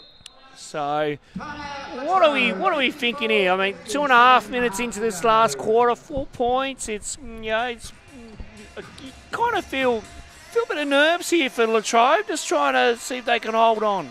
Yeah, just bouncing back and forth at the moment, and there's sort of no pressure at the moment. You know, they've still got to play through these first 5-7 minutes. It's going to be the final 3 that are really going to decide this game. At the moment, obviously, timeout taken by Kate O'Neill. She just wants to see a bit more execution, I believe, from her squad. They're slowly working their way in, but I think she can sense that they need to get the job done early. Meanwhile, on the other hand there, Mark Radford can sense an opportunity to get through. They've just had a couple of things not fall their way in the last few plays that would have seen them probably tie this game or get the lead. So they'll be working through those. And as I said, Ronnie, I think we're going to have to wait probably another 4 minutes of this quarter to play out, just see where it sits heading into the final 3. And it'll be all go from there. Latrobe and the BTAS high performance team both have 3 players in double-figure scoring. So good spread of scorers as we're looking up to the scoreboard here with the points and the stats. So Latrobe to restart here. 7:29 remaining here in the 4th. We are coming to you from the Elfin Sports Centre here in Launceston. Latrobe taking on the BTAS High Performance Group. So we come to you on the West Coast Ball Connection YouTube channel. Hope you're enjoying the coverage here on a Sunday afternoon. Collins down low inside. Good pressure there by Crawford. Now Collins gets it back. Has to go baseline. Good pass to Bulldog. Then she got fouled, and that's going to be on Olivia Crawford there. And Bulldog to go to the line for 2. So Bulldog having a solid game at the moment. She's picked up 14 points so far, but she is on those 3 fouls. Yeah, she's on those fouls at the moment, so she does have to be careful there. We managed to get a pretty good stunned silence there, Ronnie. I reckon they heard you on the other side. Just went quiet at the wrong time. Yeah. She goes to the line, misses the second, and that's a good rebound there. They're going to need to come down and score on this play, the high performance team. So Crawford goes all the way, coast to coast, and gets it done on the layup. Yeah, no, that was way too easy there for Latrobe. They can't be happy with that defensive possession. Just let her walk down the lane. So back to 3 our margin. Good pass by Collins, and then O'Neill puts it up. Couldn't get that one to go. Bulldog kind of went over the back. BTAS wanted the foul. The referees didn't see it that way, as Crawford now goes to Olivia Crawford, in turn to Wells. Now Webb going back out to Wells for 3. Yes! Big shot there. They needed that basket, and that's a tie ball game. 6:29 remaining here in the 4th. We've still got a long way left in this quarter, but momentum swinging towards the favour of the high-performance team. Sarah O'Neill puts it to the floor, putting on some moves. Good finish. Good finish by Sarah O'Neill over some good defence, mind you. And that finally gets her into double-digit scoring. You wouldn't have thought in this game that you'd be sitting here with Ellie Collins having just 10 points and Sarah O'Neill with 10 points. But Haywood, yes. And that's extended them to the lead. They're finally taking control here, and Latrobe are going to probably let this slip if they do not get through a couple of phases here. They need a big basket and they need a couple of stops. So Rayner's gone inside, drawn the foul. She sure has. She kicked that out to Bulldogs, but foul's been called on Webb. That'll be her 4th. She's got 11 points, 4 fouls. This is going to be very, very dangerous. She's been a bit of a difference, that's for sure. Yeah, she has been a difference. She's going to get out. They're going to send her out of the game here now too, which is fair enough. And that's not a bad move either. Bring her back in probably with, what I would think 3 or 2 to go as a coach. JB, that's if I had my coach's hat on right now. Yeah, you'd have to think so. I mean, they're going to have to run the risk of her in the very late in the game because they simply need the size on the floor. They can't afford to let Latrobe win a rebounding battle. And let that be the deciding factor in the game. That foul there on the floor. Another foul here. Looks like that's going to be on 20. On Zoe Crawford there. That'll be her 3rd. Her 3rd. So a couple here in foul trouble. I mean, you've got Brown with 4, Webb with 4, and then you've got a couple on 3 as we're looking up to the scoreboard there, JB. So, yeah. 35 or over 35 fouls called in this game, Ronald. So it's been a scrappy affair, but again, the referees are wanting to clean it up and make this game watchable, and they certainly have done that. And that's going to be an illegal screen. So an offensive foul's been called on Olivia Crawford, and that'll be her 2nd. That's her 2nd foul, but tough one. Yeah, tough one there. That's a tough one. I think that could be I think the thing that 50-50. Well, I think the thing that hurt there is that Rayner probably didn't get round that screen hard enough, and that's why she's collected on the hip. So I'm surprised. She's very unlucky there, Crawford, to give away that foul, in my opinion. So 5.5 remaining as Collins puts it to the floor, goes up, can't get that one to go. Baldock with another offensive rebound and gets the 2 to go. She has been probably the best player on the floor so far, Baldock. Again, offensive rebounding, second chance basket. She's leading the scoring as well. And that's an offensive foul. So Zoe Crawford using her armbar there to clear out. And that's her fourth foul. So interesting now. So will Mark obviously taking the gamble here with Zoe Crawford and leaving her out there with 5 and a bit to go. I wonder whether they realise, though, there wasn't much talk on the bench there after that foul, so that could just be a lack of awareness there from the high-performance team. Collins for 3. No, not there, this long. And now foul on Sarah O'Neill. So there's plenty of action happening on the floor at the moment here.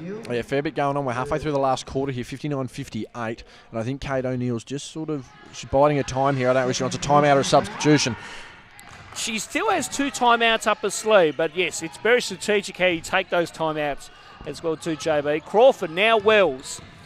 Wells wanting to go to Olivia Crawford, couldn't. Haywood now Bingley for 3. Gets it to go, and the BTAS High Performance Group retake the lead. They lead by 2, 61-59. Big finish there at the on the shot there. They take the lead by 2, as you mentioned there, Ronnie. But again, they've got to get a stop on this play. There's O'Neill on the drive. She's going to get contact. And that is going to be on Olivia Crawford. Another foul there. That'll be her third personal. And again, the foul totals in this game have been phenomenal. When you look up on the scoreboard there, 6, 8, 9, 10, 11, 12, 13, 14, 17, 19, 22 for BTAS. Meanwhile, we've got 3, 4, 5, 8, 10, 17 for Latrobe. So that's 39 fouls in a final. I mean, that's a lot of whistling there, really. It is, but look, they're being consistent. But that's the thing, though. It hasn't been over-officiated. It doesn't feel like it's over-officiated either. No, certainly not. They've done a good job today, this crew, as Crawford now in turn to Wells. Wells has going cross-court to Haywood. Goes top of the key, back to Bingley. Bingley now Zoe Crawford from Devonport. Not right there. And rebound there by Rayner. It's going to be interesting to see. Latrobe need to come down again. They need a bucket. We're getting into the danger zone. We're getting to red time here for the quarter. As Rayner with a hesitation. Beautiful move. Brown for 3. Just long. Rayner, board. Puts up the floater. Couldn't get that one to go. Brown with another offensive board. Couldn't get that one. Offensive board. Baldock with another board. Offensive board. Collins with an board. Now a foul. And it's going to be called on Wells. That'll be her third as well. Again, they're already in the bonus, so we're heading into this red time here. The last 3.5 minutes are going to decide this game. Collins needs to knock these both down again. I mean, based on her performances that she's had for the entire run, you know, having a very quiet day by her standards, but again, you've got to make them, you know, you've got to make the final to be a chance of winning it, and she's certainly done that for a squad there. We are tied at 61, 3 and a bit to go here in the last, and Bingley goes exploring and draws a foul on the drive, and I think that's going to be called on Baldock. It is. That will be her 4th personal foul as well too now. 3:40 remaining. Yeah, that's big there. Baldock with, as you mentioned, with her 4th. And we also have, I believe that would be Brooke Brown also has 4 as well. So, yeah, it's going to be very, very interesting just how they manage this situation for the last 3:40. I mean, if you have both of those girls foul out, that could be a real danger situation closing this one out. And Bingley misses both there, so still tied at 61 apiece here, folks. As Rayner now with it. Looking at her options. Gets an on ball from Collins. Goes baseline. Now O'Neill. Rayner for 3. Needed that. Just long. Good scrap play here. Now Crawford sits on the ball and lets it go down to the ground. She gets it. Bingley now has it for the high performance group, and I'll just slow it down here and look to run a set off this possession here now. Yeah, they're going to need to get something out of it. They can't afford to rush it. This is crunch time. So Zoe Crawford with it now to Haywood. Haywood thought about it, goes to Bingley for 3. Yes! McCullough, Bingley with another big three, and it's out to a 3-point lead. Meanwhile, down the upper end, Bulldog to Brown. Not there. O-board for Bulldog once again. Brown at O-board. Brown. And clobbered down there. Foul will be called on Crawford. And if that is Crawford, that is her fourth. So you've got Crawford with 4, you've got Webb with 4, and you also, well, you've got 2 Crawfords. You've got Olivia and Zoe in foul trouble. So, again, this is going to be a matter of Latrobe taking advantage of this in the last 2.5, but they've got to convert at the stripe, as you can see. Makes the first there, Brooke Brown.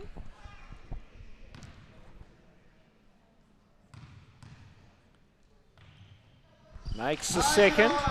She's up to 7 points for the game now. 2:40 remaining. 1 point ball game. 64-63 is our scoreline here. Interesting to see how the coaches utilise their timeouts in this situation now in the last 2.5 minutes. Both coaches have 2 timeouts remaining as far as we're aware. Ball gets moved around. Bingley for back-to-back triple. Oh, no, not there. Crawford couldn't reel that one in. Long way away on that one, really. Yes. I'm thinking she has the hot hand at the moment. I'm thinking that was going down. Oh, now, to be fair, we're on a blind angle, so that We did are. look good. It just wasn't very good at all. 1 point in it. Yeah, 1 point. O'Neill puts it to the floor. Now Brown for 3. Meadow board, though. Yeah, nothing there. So now Crawford coming down the floor. Gets through Collins. Goes to Wells for 3. Doesn't go. Good rebound by Bingley.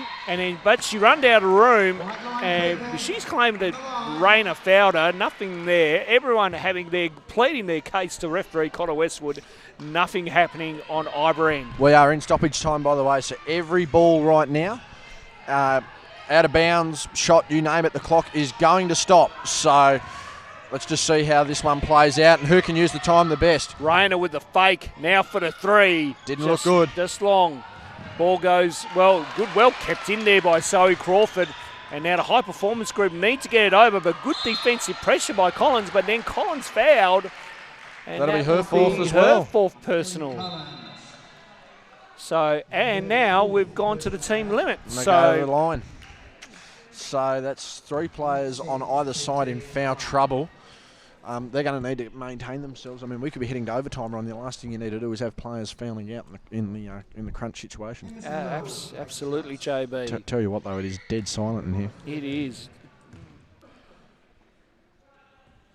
And it feels like a neutral game in that sense when the crowd goes. I tell you what, though, it's actually probably harder to worry about it because you know everyone's paying attention to you. Absolutely, yes. Wells makes the basket there, so 2 point ball game now. Latrobe could take the lead or tie it up here. Goes in with a drive. There's a tie. O'Neill gets the tying basket there. Minute and 30 to go. 65 apiece here. Beautiful reverse layup by Sarah O'Neill. O'Neill goes to the ground. Oh, that is disrespectful. Goes for it. Oh, nearly had your ankle moment right there, JB. As everyone's running out of legs here. You can just see him pushing through. Absolutely. Collins. Yeah, good read there by Zoe Crawford. She's been big in this last quarter. She certainly has.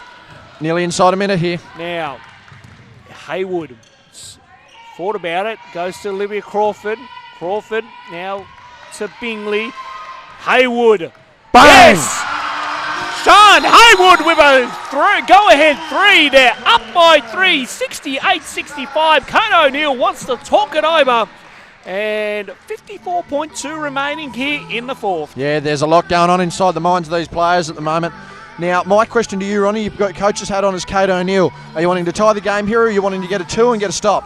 Go for a quick 2. Plenty of time remaining here, so I'd be looking for a quick 2 off this possession and then press up the floor.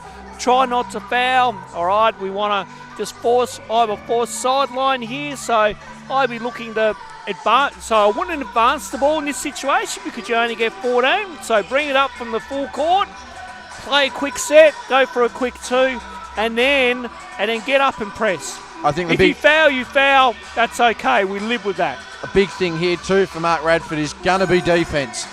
Defence and rebounding. They cannot afford an easy second opportunity here because not only can Latrobe, they can, potentially get that second opportunity, but if they come down the floor after that quickly after a takeaway, I mean, they can milk the clock. They can make the most of it. So I can see Brad Kahn there and Nick Martin. They're analysing what Kate O'Neill's bringing to the game. And they've got a rough idea about who's out and what their set's going to be. So there's going to be a very tactical finish to this one, Ronnie.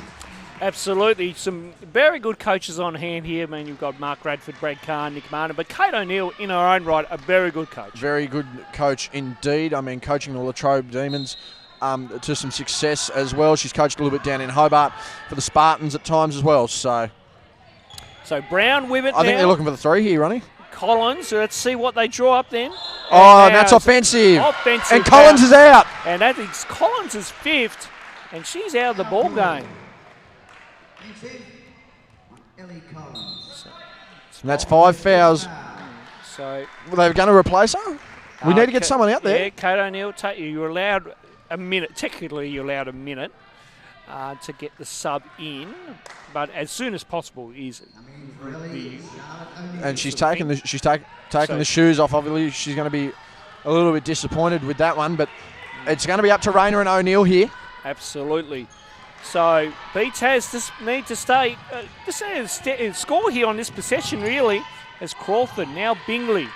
Look for Haywood to get an open shot here in the corner. In turn Wells, now Olivia Crawford, Haywood, Bingley, now 6 Wells, seconds. good fake, she goes baseline, has to kick it out. No, turnover can't. Inside the last 24. Rayner has to push it now.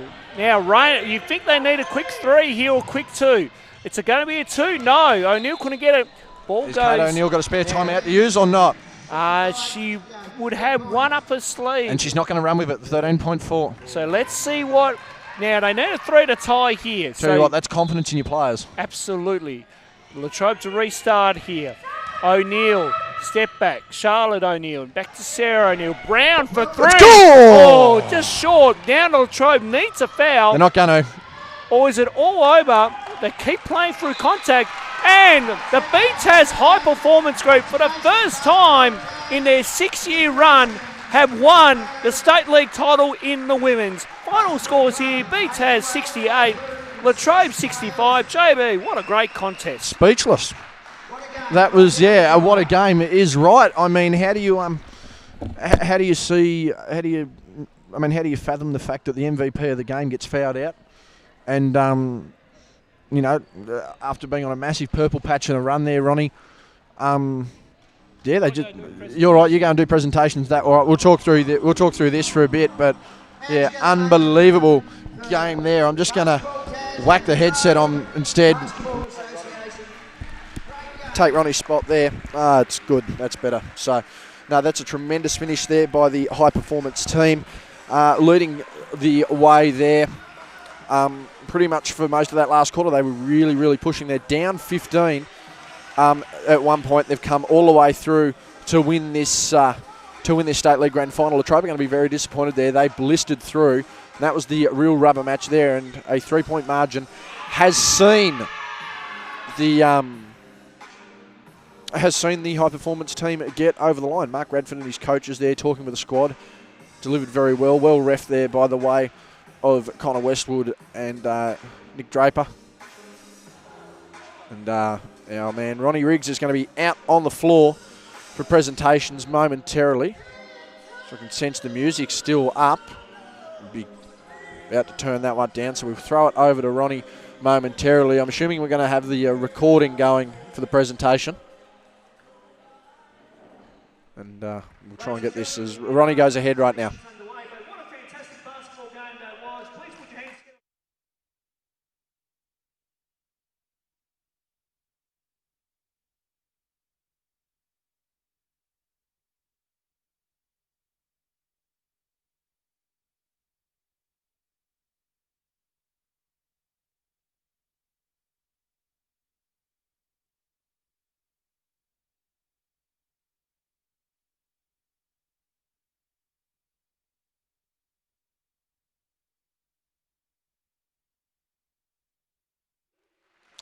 So as you can hear there, Amy Lee Baldock accepting on behalf of Latrobe.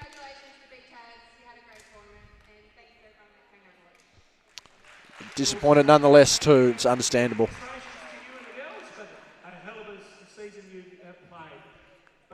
Now our attention turns to our champions and first-time champions of the BTAS State League in the women's competition.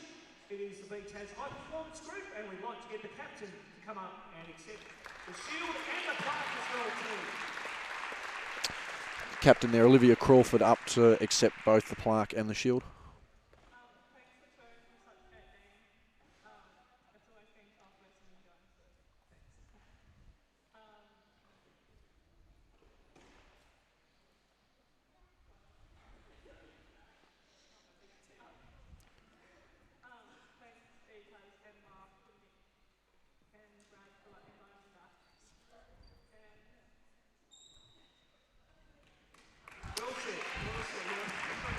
Olivia Crawford there. Because we have the plaque, so we're going to give the plaque and the Women's Premiership Shield.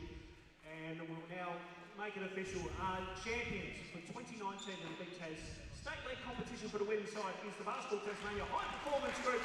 Well done to Mark and the team. Great job by you guys there. Stick around, ladies and gentlemen. We're not too far away from tip-off in the men's game. We're about 23 or so minutes away. It will be Penguin taking on Launceston.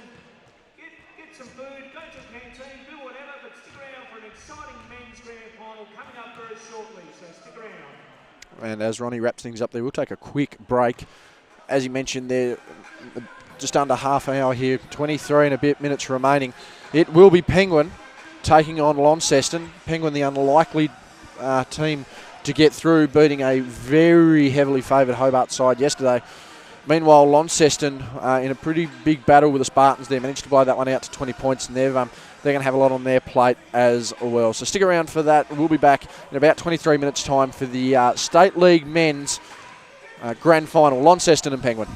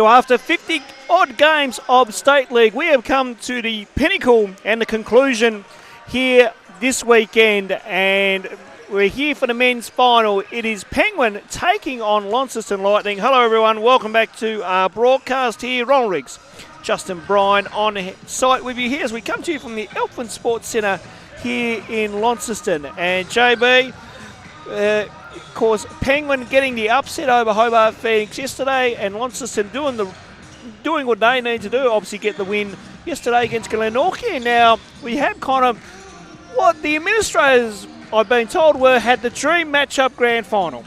Yeah, it's going to be an interesting matchup. Fraser Eaton comes into this Penguin side, having flown back from the sunny Gold Coast today. No, Michael, we did not film you. Michael wanting confirmation that we didn't film him. But, no, Fraser Eaton coming into this side here for Penguins. That's going to be big. Meanwhile, the well-drilled unit of Launceston are going to be very hard to beat the way they play, Ronnie. But again, as we talked with Rain Smith yesterday, they are the champions for a reason.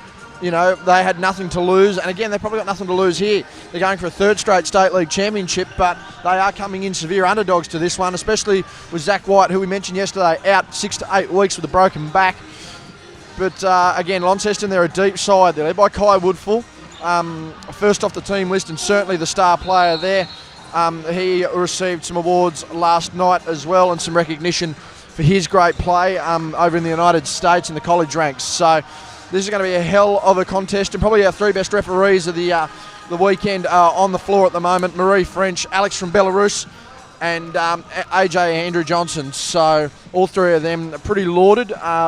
Marie winning an award last night. AJ getting a lot of credit. He's one of the more senior officials. He's arguably our most senior official going around the state as far as participation and his level is concerned. He's been around for a while, and obviously Alex from Belarus, he's a FIBA accredited referee, and you don't get there by just casually blowing the whistle on a weekend, running. Absolutely. Also today, both teams playing for the what is now known the renamed thank you JB, the renamed Tim Leadham Shield, and we are honouring Tim Leadham with our calls over this weekend. Of course, we lost him late a couple of weeks ago, and we had the funeral late last week to farewell him. But Tim, a wonderful administrator of the game, not only for Southern Tasmania but for basketball in general around the state, and a real honour, as Chris McCoy touched on in the women's game when we spoke to him, that we had named the shield in his honour. Yeah, and I mean, Tim was the essence of what basketball was all about. He was about inclusion, and he was about giving everyone a fair go. And that's exactly what the State League's done, inclusion and a fair go, and giving everyone a chance around the state to compete and fight out for this championship. And that's exactly what's going to happen in the few moments leading in now. Starting lineups look to be Kai Woodfull, Hugh King, Elliot Warren, Dylan Warren, and Jamie Mesman there to round it out. Meanwhile, there for Penguin, it's going to be the Beveridge brothers in Joel and Jalen. It looks to be Jacob Richards, Fraser Eaton, and Rain Smith. Yes, so Fraser Eaton already ejected into the starting lineup. As we've mentioned, he has been away on a wonderful holiday down the Gold Coast. Only flew in this morning, and I can tell you, JB, when I showed up here at the stadium very early this morning to set up and get ready for the coaches' clinic to film, Fraser Eaton was already here at shoot-around. Yeah, he wanted shoot-around early. We talked about that as we were finishing up yesterday. Tip-off to the advantage of Launceston there. And Launceston control it to the right of your screen as we get underway in this men's final. Mesman now with the ball as he works his way through over Beveridge and opens the scoring for Launceston. That's a good start there from Launceston. The one thing they do not want to do while they are capable, they do not want to get into a shooting matchup here with Penguin. They put on a performance for the ages yesterday, and they're going to try and start it early. Jalen Beveridge for three, in and out. But again, that's the sort of execution they can get. Beveridge very much limited himself yesterday when he was in foul trouble and really did the business. Dylan Warren for three as we are going long ball to start us off here in the first. Hugh King there with the rebound, kicks it back out. Launceston on the dribble penetration, gets over two defenders. Oh, get that out of here, says Jacob Richards. Hugh King was there to clean up the scraps. Beveridge able to recover and get it. Now Penguin off and running. Fraser Eden to open his account, and what a way to do it after you come back from the Gold Coast, JB. I tell you what, he's riding that wave of aeroplane exuberance. That cabin pressure is still with him, and he's nailed the opening jumper there for the Penguin Blues. Up early by one. Kai Woodfall for a response, not there. Beveridge with the rebound. Capable shooter, as outlined, 100 threes during his opening college season. Brett Smith outlined to us last week. Yes, it was a good stat find by Brett Smith. Fraser Eden for back-to-back triples. That is short. I tell you what, that one nearly missed everything.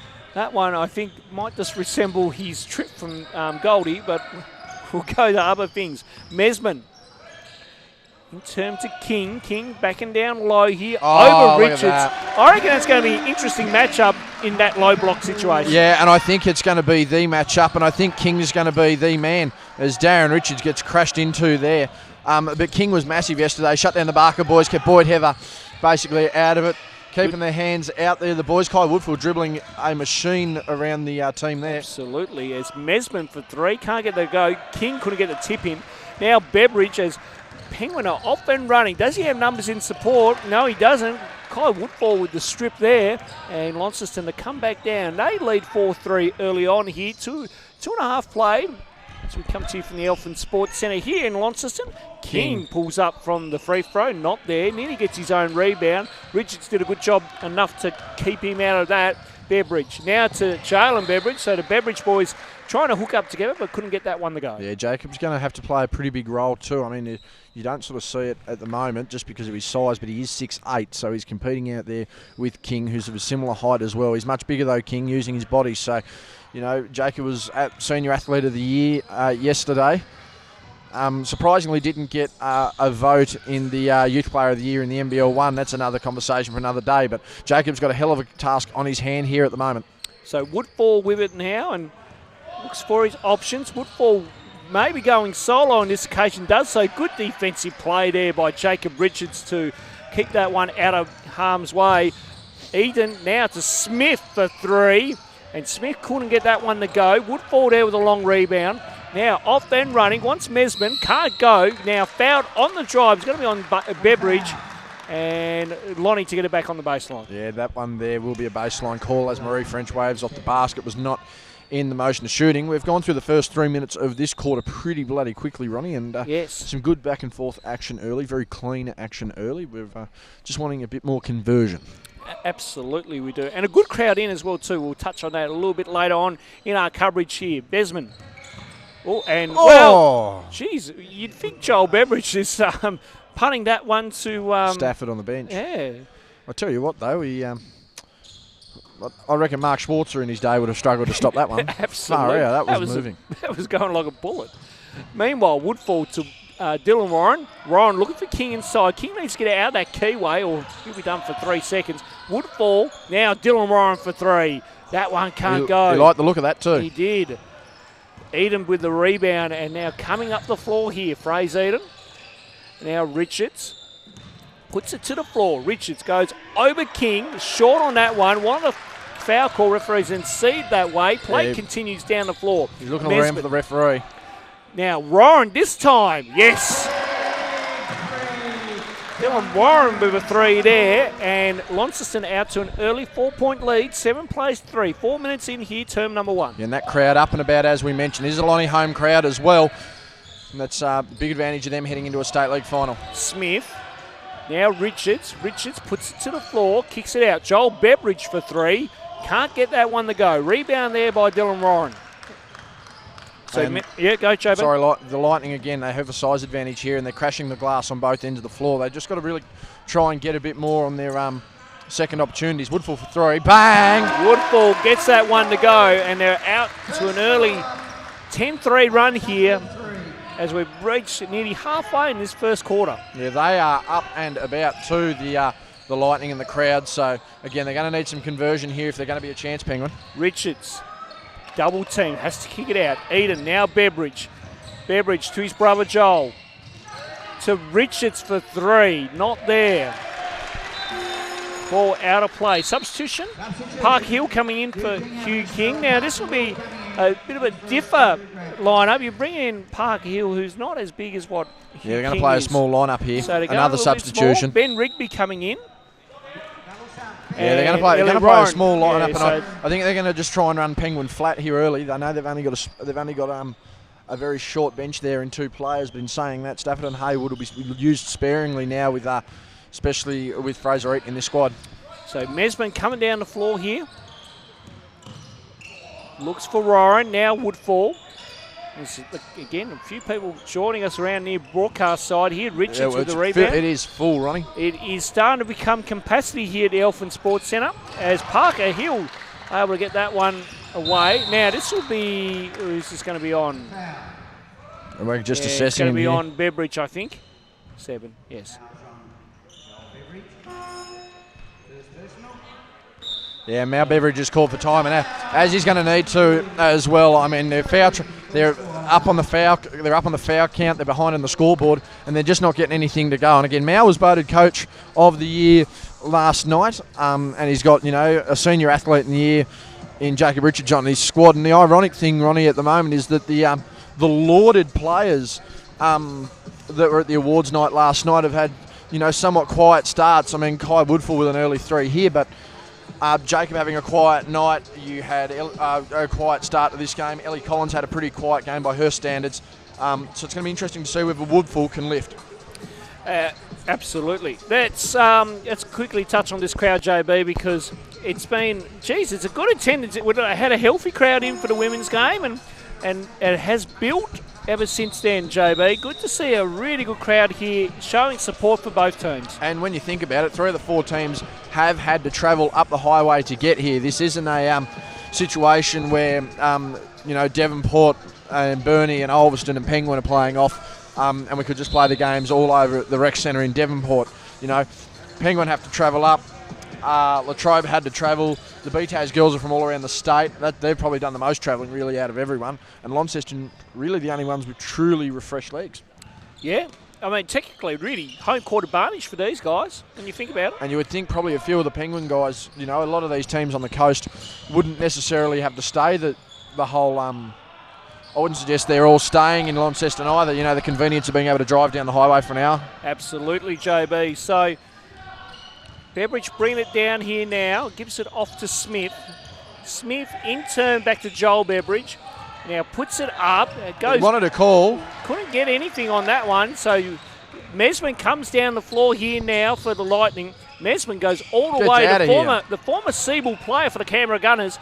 And now Beveridge goes himself. He can't get that one. It's a comedy of errors at both ends.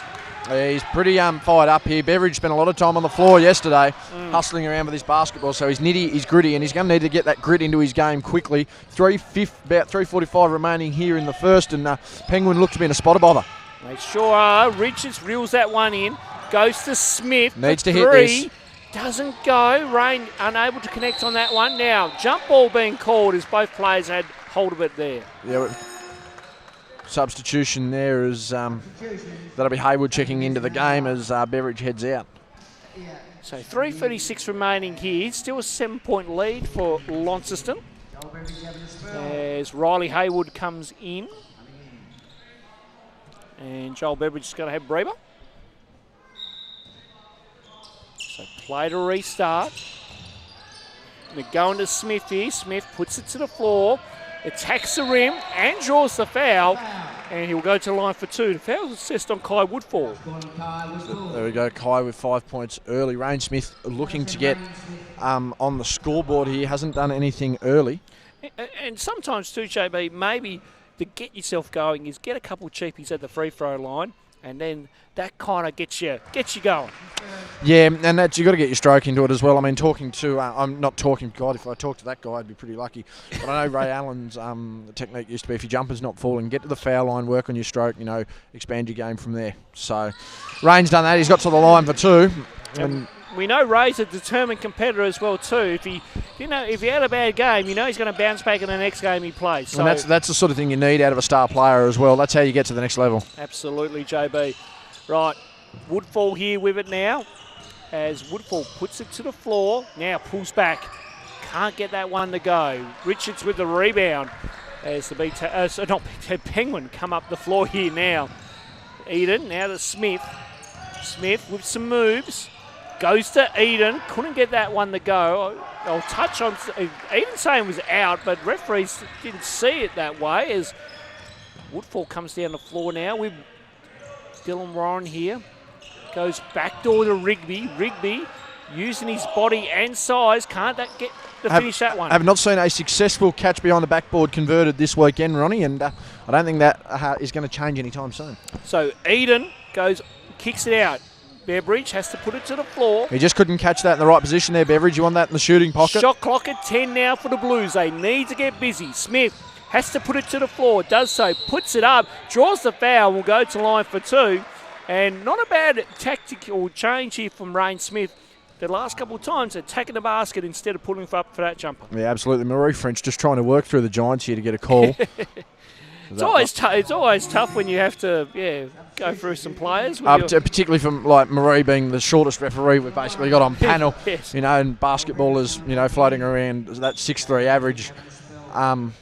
A bit of work there to be done. But Kai Woodfall managed to get to the line here the last couple of possessions here for Penguin. He's working on his stroke, wants to get into it. Looks like a substitution coming in. That'll be Brad Gray for Launceston momentarily.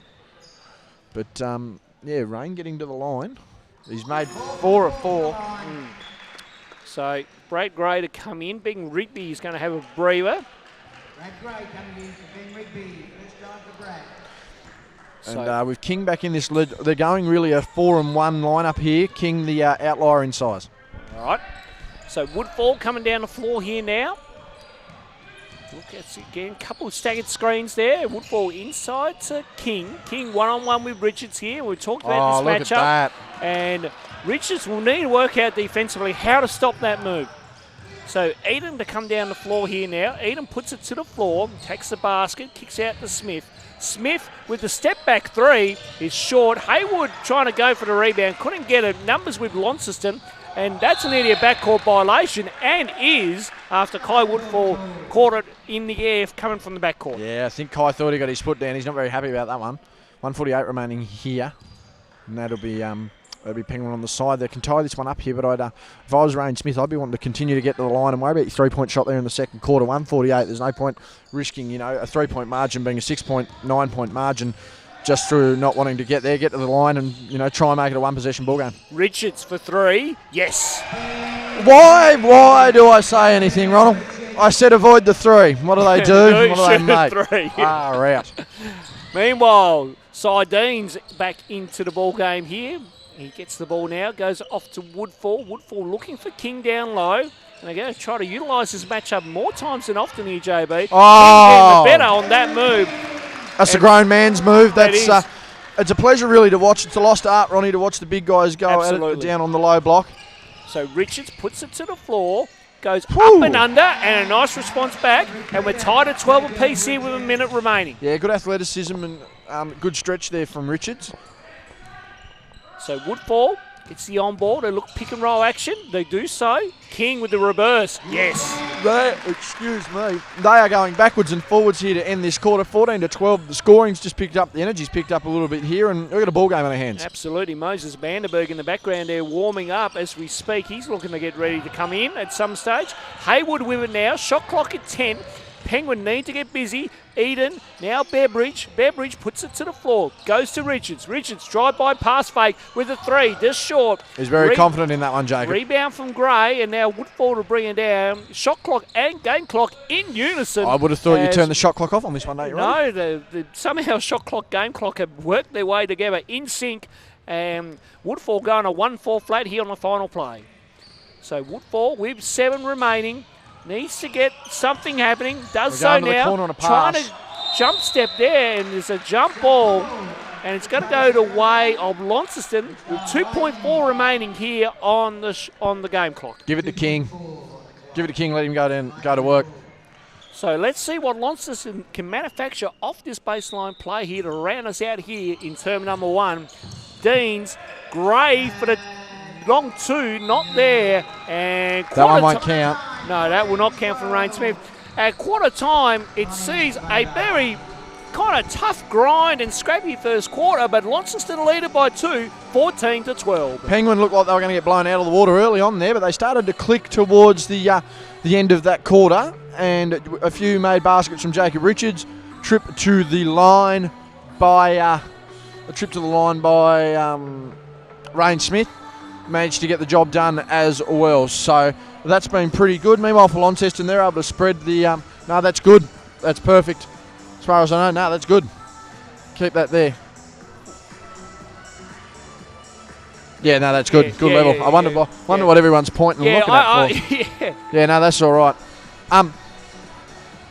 What's that? Oh, no, just move on, JB. Right. Get back to you, analysts. Yeah, it's a bit hard to being distracted by everyone around me. Yeah, for Launceston, though, they're going to have to keep going through King here. As I mentioned, he's the outlier in this game. You know, he's the unmatched, uncontested big. He's not going to have to deal... You know, he dealt with the Barker boys yesterday, but he doesn't have to deal with a Zach White today. He's got free reign on the low block if he really wants it. So, surprised not going to run with him a little more. In the meantime, though, I think Mal Beveridge is going to realise that, and they're going to have to... They have to be playing like a blitzing defence in a sense, you know, just to use their size and their speed. So it'll be interesting to see how this second quarter goes, but we've had a good start to the first, and let's hope it can continue on. Reports there from JB as we are coming to you from the Elfin Sports Centre here in Launceston. And trust you are enjoying the coverage here on the West Coast Sport Connection YouTube channel in the partnership here with BTAS TV as we're covering the State League finals over the weekend. This is our sixth and final game of what has been a big weekend of hoops here in Launceston. A lot happening on and off the court, from seminars to meetings to on-court action, the coaches' clinics this morning to our now 2 grand finals. And of course, in the women's final, JB, it was the Basketball Tasmania High Performance Group winning against Latrobe in a phenomenal ball game. And they were down by 15-16 at one point there, Ronnie, so that was a tremendous effort for them to come back, get into it and get the job done. As we mentioned, Ellie Collins fouling out. She was held to just 14 points, and the 3-point win, as we said, gives the girls. That one's up strong. That one's on Woodfull. Nice play there by the Penguin Blues. Eden to Richards off the pick and roll play there, and I thought that Richards was going to throw one there, and there if we're not careful. Yeah, well, he's going to go to the line with a chance to put Penguin ahead, but just quickly there, the high-performance team of BTAS winning their first state league title in the 6th year of the competition. Absolutely. Great to see the young girls getting the win there. So Richards completes the 3-point play, and they lead it by 1. 15-14 is our scoreline here. As we're 20 seconds into the second quarter. Moses Vandenberg in for the first time today. Elliot Roran gets fouled and will go to the line for 2. Now, what is this going to be assessed on? Yeah, it'll be on Rain Smith. Yeah. I thought he thought he got all the ball. But nonetheless, that was not how it was seen. He seems a little frustrated at that one. Yeah. I think he's just frustrated in general, Rain. I think he sort of not thought he was going to come out and have it easier, but I think he thought he'd have a better time, so to speak, than he has early. He's there talking with Kai Woodfull. You good to see a bit of humour going around on court as always, as Warren makes the second. So we see sort of lead change back to Launceston by 1. So Lonnie in a bit of a press here, and it's paid off dividends. Now, hang on. Now, is there a foul or is there an out of bounds call? Mount Beveridge wants a timeout. So we're just going to see what's going on. And it's going to go Launceston's way. And now there's a timeout being called. So that'll be Launceston ball on the inbound, a timeout by Penguin. 9. We are only 30 seconds into this quarter.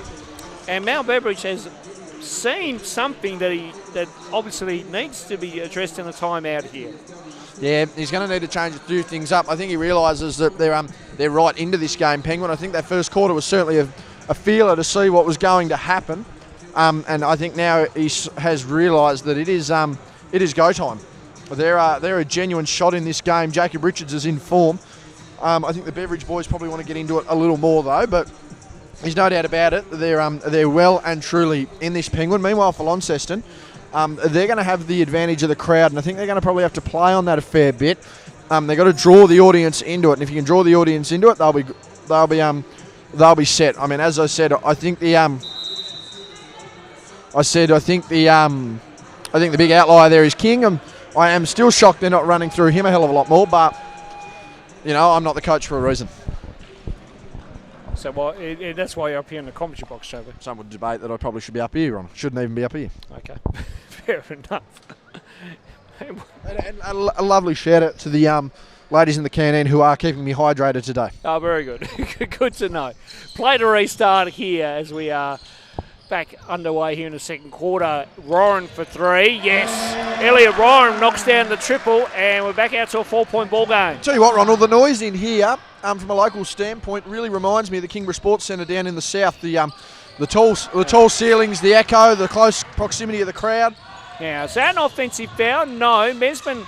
No flop warning though either. No. So play continues. Eden, now Beveridge. Richards. Whoa! Gets the layup. We thought he was going to throw it down there for a second. We were ready to go. Yes, we were featured on the BTAS Instagram page getting a little excited over a Lockie Boucher throwdown, and I'll tell you what, that had blown the roof off the place, that one there. Absolutely. Good transition play by the Penguin Blues. Ball deflected from Jacob Richards. We'll see Launceston get it back here on the baseline. 8:44 remaining here. It's been a very slow start. Time-wise, anyway, it's been a very slow start to this quarter. There's plenty of time on the clock. 19-17. Woodfull for the jumper. No good. No good. But Jamie Mesman not able to get that one. How much have rebounds been a factor today, Ronald? We've seen offensive rebounds nearly cost the State League champions in their game, and rebounding at the moment proving to be a battle for both sides. Absolutely. We'll come back to that in a minute. Haywood puts up the three. Not there. Woodfull gets the rebound. Had a very awkward landing Woodfull there. working his way through on Beveridge. Beveridge equal to stay with it. And now Woodfull here working his way through. Looking for Roran. Gets him now. Roran now, that's on Eden as he was late. He was certainly in the air and used his shoulder accordingly. Good call there. Now let's quickly come back as Shannon Beveridge comes in for Riley Haywood. Now let's quickly come back to the rebounding situation. Obviously, it's kind of like the old-fashioned box-out thing is just not there these days at some stage, JB, because we're seeing so many players sneak around. You know, you got to watch you got to have eyes at the back of your head. True, but at the same time, the adage of getting a body on another body to keep contact to know what's going on, Ronnie, still works as King goes inside there. Too big, too strong, too good. The art of the rebound is being lost, and you know you can't have a fundamental skill of the game taken away. So you know it'd be nice to see that lift a little bit. Beveridge for three, bang! Jalen Beveridge with a three, and they've pulled it back to one now here. The Blues as they 21-20 is our scoreline. We're just on 2.5 here in the second quarter. King with it now. Backdoor screen from Woodfull, trying to go to Roran inside, and it was nearly a good option. Gets his own rebound and gets that one to go second time round. Offensive glass always proves to be the best sort of glass. In fact, offensive rebounds probably the most valuable rebounds in the game. So Richards, Eaton with a steamship. Straight drive away, and we'll go to the line for two. Just a quick shout out to Daniel Richard on the bench, who's got the tape number 1 on his uniform, Ronnie. Number 16 there for the 16 line. is Parker Hill, sorry. I got to cross out Daniel Richards. So I've heard he was unavailable this weekend. So apologies to you, JB, for not informing you. That's fine. I called him Daniel Richard all yesterday too. No big deal, Parker Hill. Parker Hill. But yeah, he's got the tape number 1 there, which is quite interesting. I would say because there's two number 6 uniforms, yeah. Yep. As Fraser Eaton knocks that one down. It's a 1-point ball game, 23-22. So Dylan Warren look to come back in as Kai Woodfull brings it down here now for Launceston. Now Moses Vandenberg here. Looking for Woodfull. Woodfull gets it at the top of the three and gets it to go. Kai Woodfull with a three. That's his first basket since that opening three of the first quarter. And again, as I mentioned, the star players, outside of Jacob Richards, who's actually stepped up early now, really somewhat underperforming on there. Oh, nice play. He's been fouled Beveridge there. to Ben Richards. King, I don't believe Hugh King can believe it. Yeah, so He's checked him on the hip there. That was the explanation there from Marie French.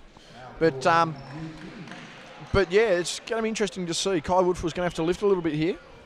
Certainly Of course, will. King leading the way on the scoreboard there for Launceston with 8. Meanwhile, Jacob Richards with 10.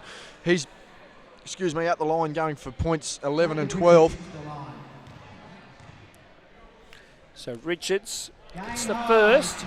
He's had a pretty consistent tournament, Richards. Yeah. He's not necessarily having to stand out and star, so to speak, but he's been capable to, getting the right points on the board, playing within the system. Oh, couldn't 500 get it. bounces. Couldn't get the friendly roll there, JB. So 3 points is our margin. 26-23 is our scoreline here. As nice pass from Dylan Warren into Jamie Mesman for the backdoor 2. So Eden down the floor here for the Blues. Margin back out the 5. Now Smith with it. Puts it to the floor. Smith with that floater and gets it to go. Took some body contact with him, but he gets that teardrop to go. Yeah, good finish there. And, that's up to 6 points now for Rain Smith. Had 35 or so yesterday. Kai Woodfull doesn't get that one to fall. Wanted an over the back range on Rain Smith there, but that didn't happen. So Smith, now Eden. Eden pulls He's up not from afraid to shoot. downtown. Couldn't get the lucky drop there. And ball goes back to Launceston.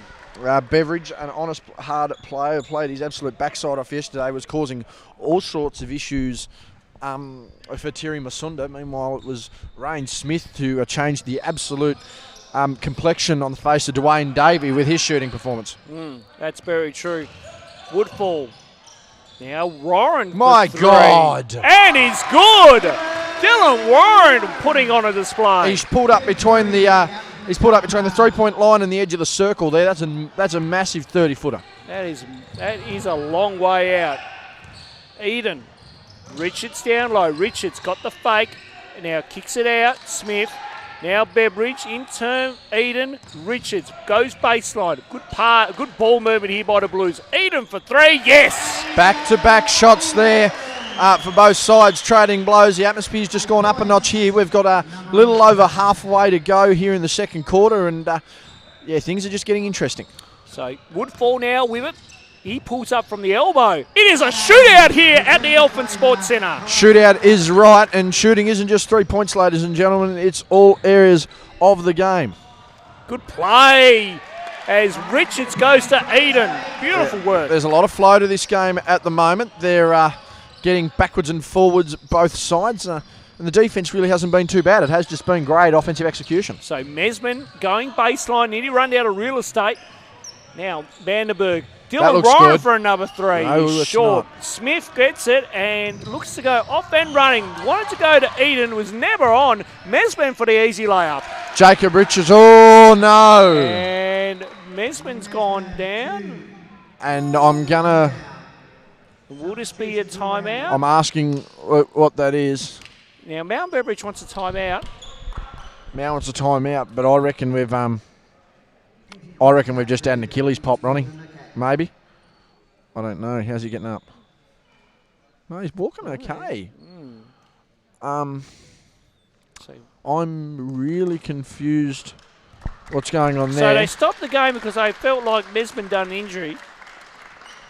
Which really wasn't bad. The coach has got a 20-second timeout there. He did. He's gone to the bench. Yeah, he's gone to the bench. Curly Mitchell there's just working overtime with the towels. We might have to see if we might have to send you down half time. Yeah, get an injury update on Curl. Yeah, we'll see what happens. Meanwhile, play continues. Eden comes down the floor now. Ooh, nice back around dribble, but then lost it on a bad pass, really. And Kai Woodfall coming down the floor here now for Launceston. 4 minutes to go here, term number 2. Coming to you from the Elephant Sports Centre here in Launceston. BTAS State League Men's Grand Final action. As Sire Deans for the 2 gets it to go. Comes in off the bench and injects some spark into this team immediately. Sire Deans number 6. Tyler Kelly is number...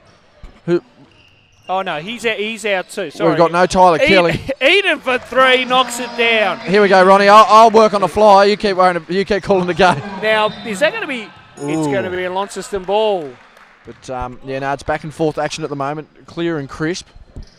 And Marie French just walking on the baseline there. Sort of just looked like a patron there at one point. I wasn't sure what was going on. Okay.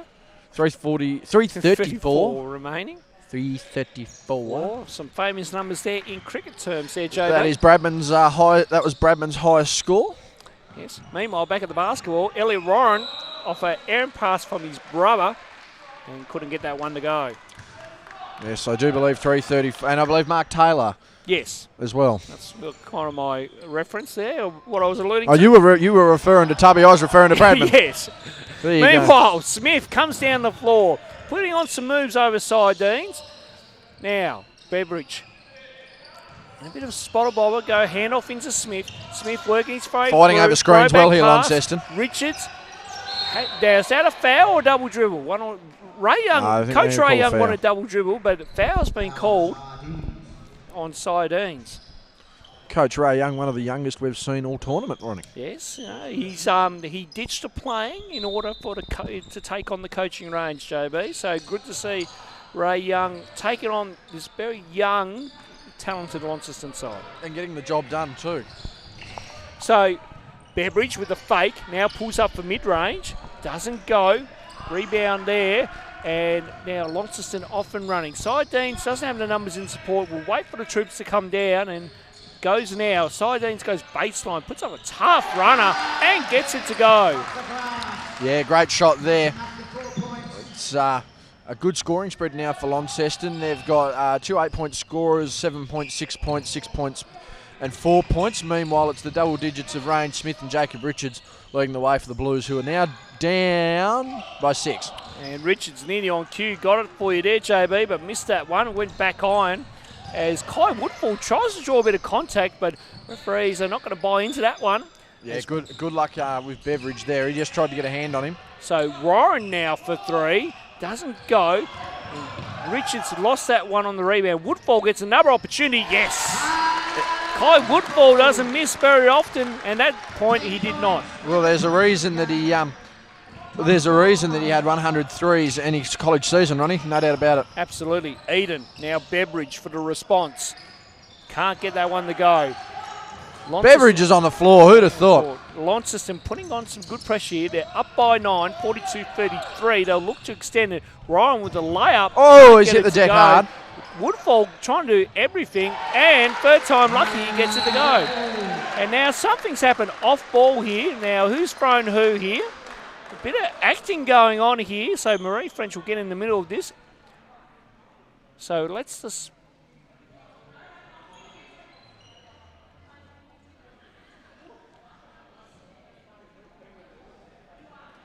So referee Marie French there just letting both players know that both cut it out, or one of them will cop a tee by the sounds of it. Yeah, well, I reckon she's told both of them, and Beveridge really getting into it as well. He's just getting under the skin of the Lonnie team, but this game is now blown out to 11, a game-high margin of 11 points. And as we've seen, double digits really coming back from it. And saying that, 15 points was overcoming our last game. Absolutely it was. So Eden puts it to the floor. Goes all the way. Great move by Fraser Eden and gets the 2 to go. He got fouled in the process. It's going to be on Parker Hill. And Fraser Eden will go to the line for 1. This one to bring it within 8 points with a minute and change remaining here in the first half. A massive crowd here at the Elfin Sports Centre. We are legitimately packing it towards the rafters here. We're full on our side. We're near capacity on the other side. We're probably at a 95% capacity on the opposite side, and they're seeing some pretty quality basketball today, Ronnie. They certainly are. Eden can't get the free throw to convert, and it's back out to a 9-point ball game now. Minute 10 remaining here in the first half. As Sardines, beautiful pass into King for the 2.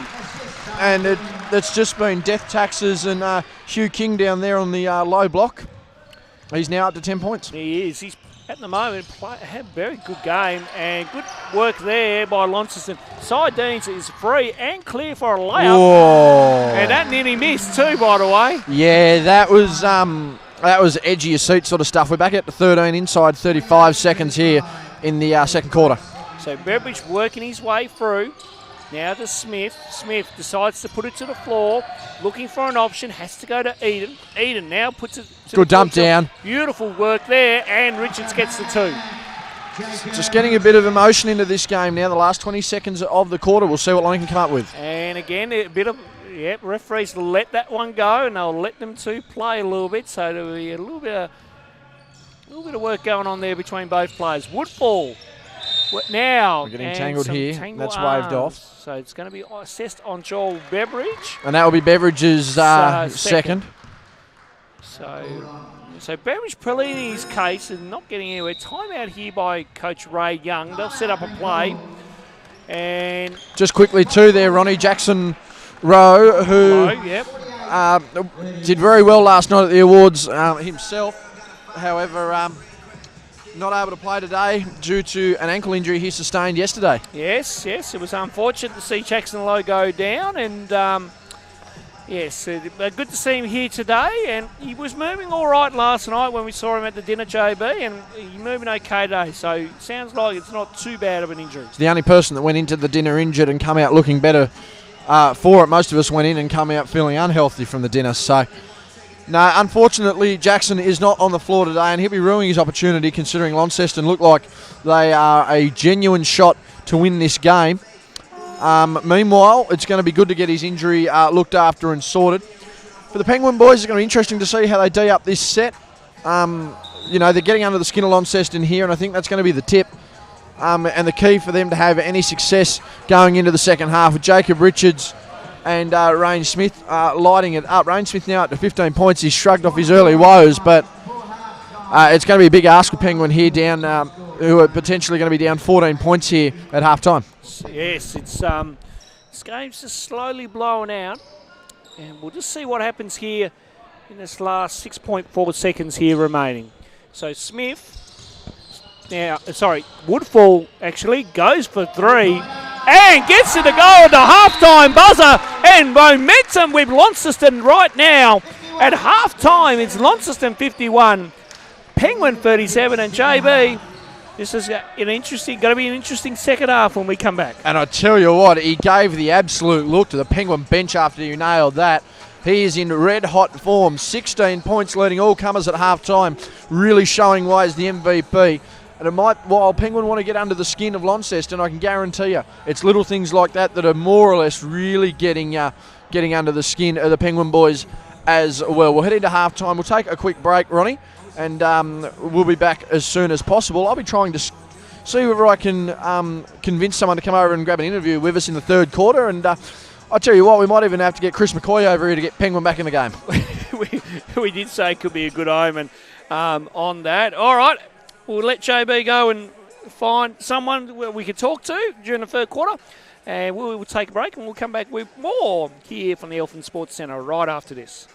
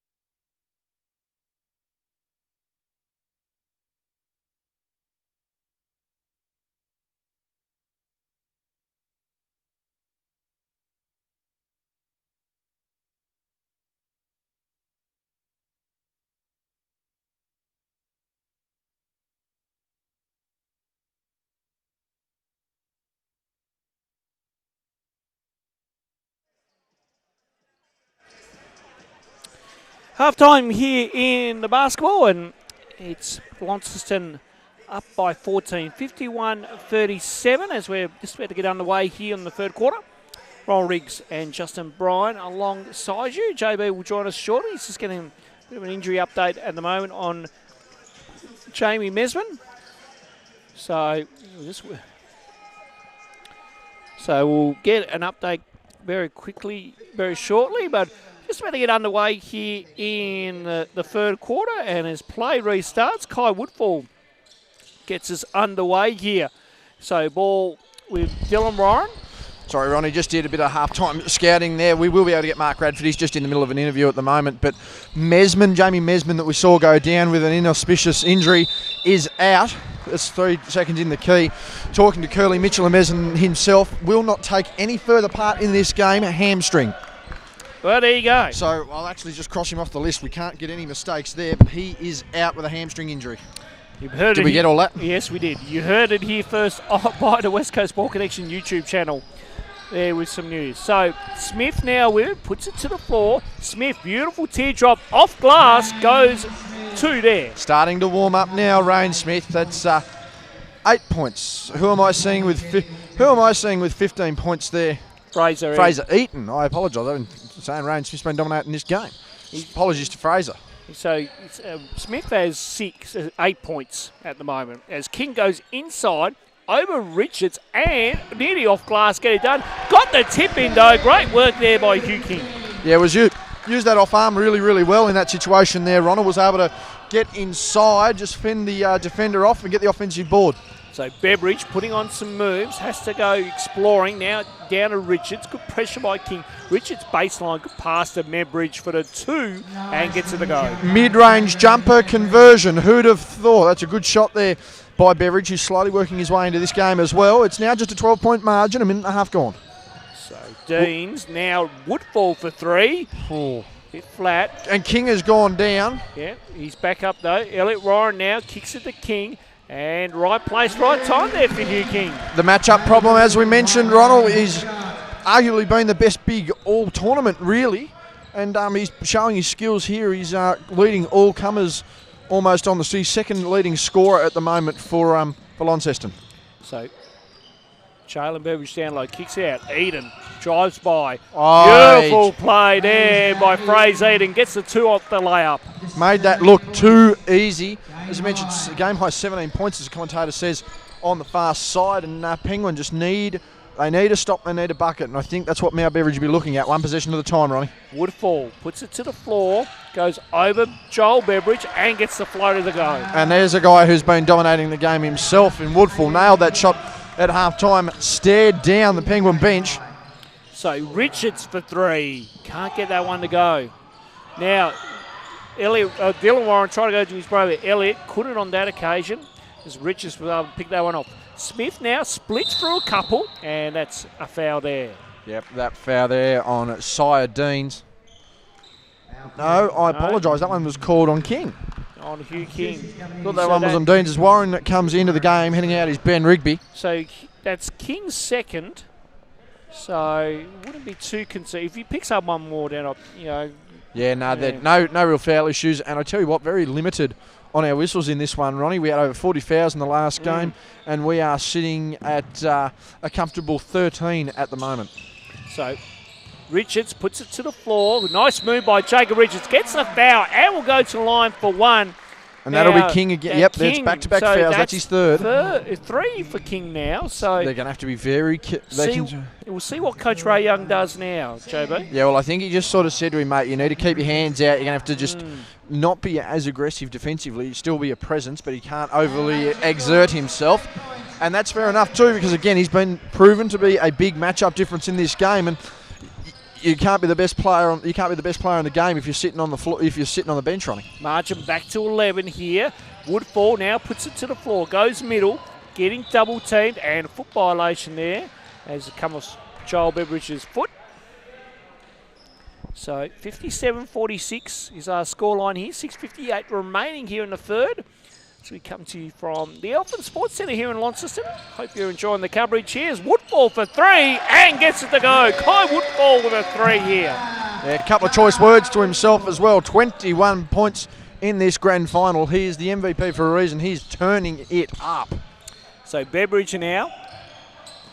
Now to Jalen Beveridge. Richards, beautiful layup there. Very acrobatic finish there from young Jacob. His dad Darren sitting on the sidelines there. And 48-60. This one's actually been a reasonably high-scoring game as King goes inside. Yep, Needs to be careful not to hook there. Good. That's certainly one thing they'll want to be careful as well. The last thing they need is for Big Hugh to be hooking on the baseline and getting his fourth on an offensive as he heads out now. 14 points, 3 fouls, and I think it was Parker Hill, if I heard that correctly. Yes, Park Hill is has correct. come into the game. Yes. So Sardines looking for Woodfall, goes to Ben Rigby instead, and it was a good option as Rigby knocks down a triple, margin out to 15. He's been pretty consistent all tournament for Launceston at the moment. Been pretty consistent all tournament, I should say. And again, that's the thing with Lonnie. They've got all these utilities. They're not all good. Like, I wouldn't say that Launceston is. Right, Eden knocks down the triple. He's having a big game there. He's got 20 now, but I mean, the big thing I'd say out of Launceston, Ronnie, is that it's not that they've got players who are exceptional at one thing. They're all good. They're all good at they're all, solid and good at most facets of the game, and I think that's what makes them the team they are. Rigby with a free lane and goes for a layup.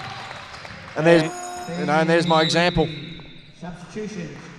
There's your example. Coming in. Sardines having a spell. That's the example there. You've got Rigby who's nailing threes. They close out on him. He can get to the hoop and finish with an acrobat. So, it's very hard for you to try and combat offensive weapons like that. So Beveridge with it now. So with Eden. Eden puts it to the floor. Wanted to go to Jalen Beveridge, but couldn't get it done. Now, Woodfall. Rigby for back-to-back. Yes, Ben Rigby on the fire here at the Elfin Sports Centre. This man needs a heat check. He's had 8 points in a bloody minute, and he hadn't hit the scoreboard until he started putting these points on. Joel Beveridge for the response, not there. Smith gets his own rebound and gets the layup to go. There you go, the response there from Penguin. We're going to need Chris McCoy to come over here very soon, I think, for Penguin. It's some sort of omen. They're going to need it. I was going to say, yes, every time we brought him over, the game has come back into a closer position than what it was. So could we might have to look at that. Now, foul on the play here. It's going to be on Jacob Richards. Yep. That's his first. Fouling Kai Woodfall there. So 4:50 remaining here in the third. 68-53. So Lonnie up by 15 at the moment, but we'd hope Penguin kind of have another run in him here to see if we can get this game back. But Kai Woodfall. Oh, get out of here! Jalen Beveridge with a block over Woodfall. And Mal Beveridge is going for a timeout here. So now, and that is going to be a charge. Foul. It is. Offensive foul has been called on Joel Beveridge.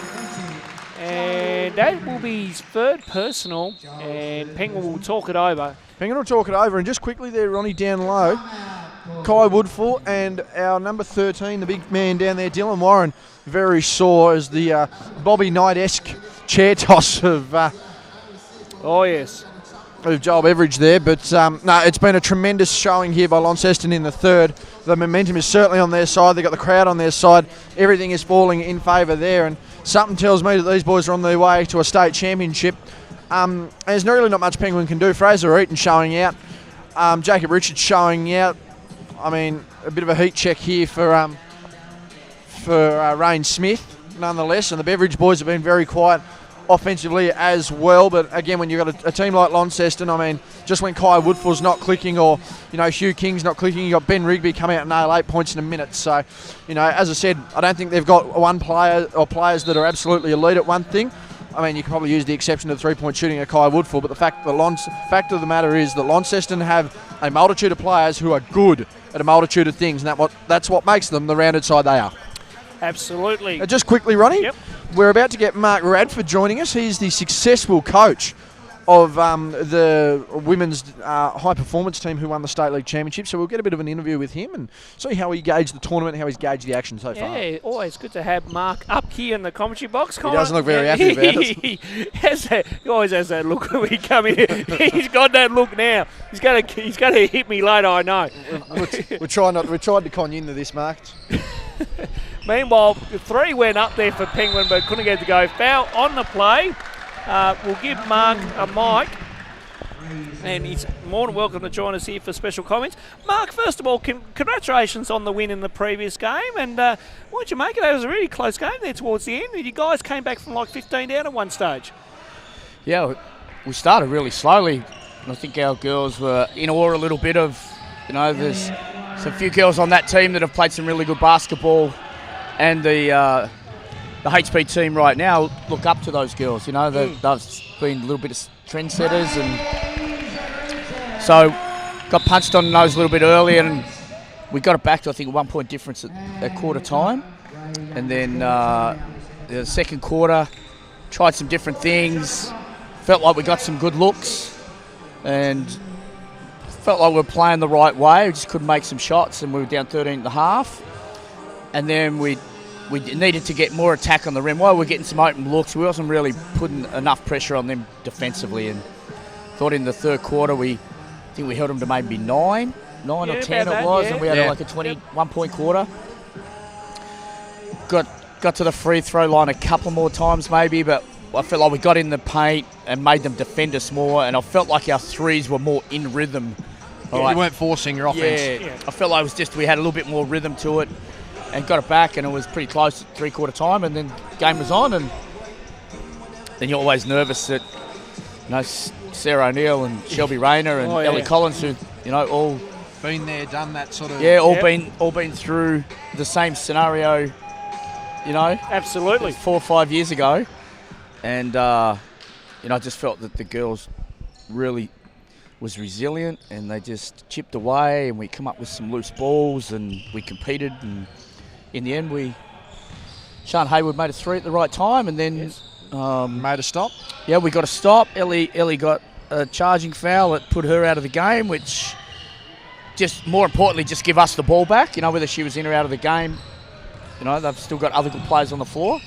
But I felt like Sean's 3, we get a stop, we come down, we had a longish possession, and then we had to defend one play and not let them get a 3. Yes. And we did a good job of that, come up with the rebound, and the rest is history, as they say.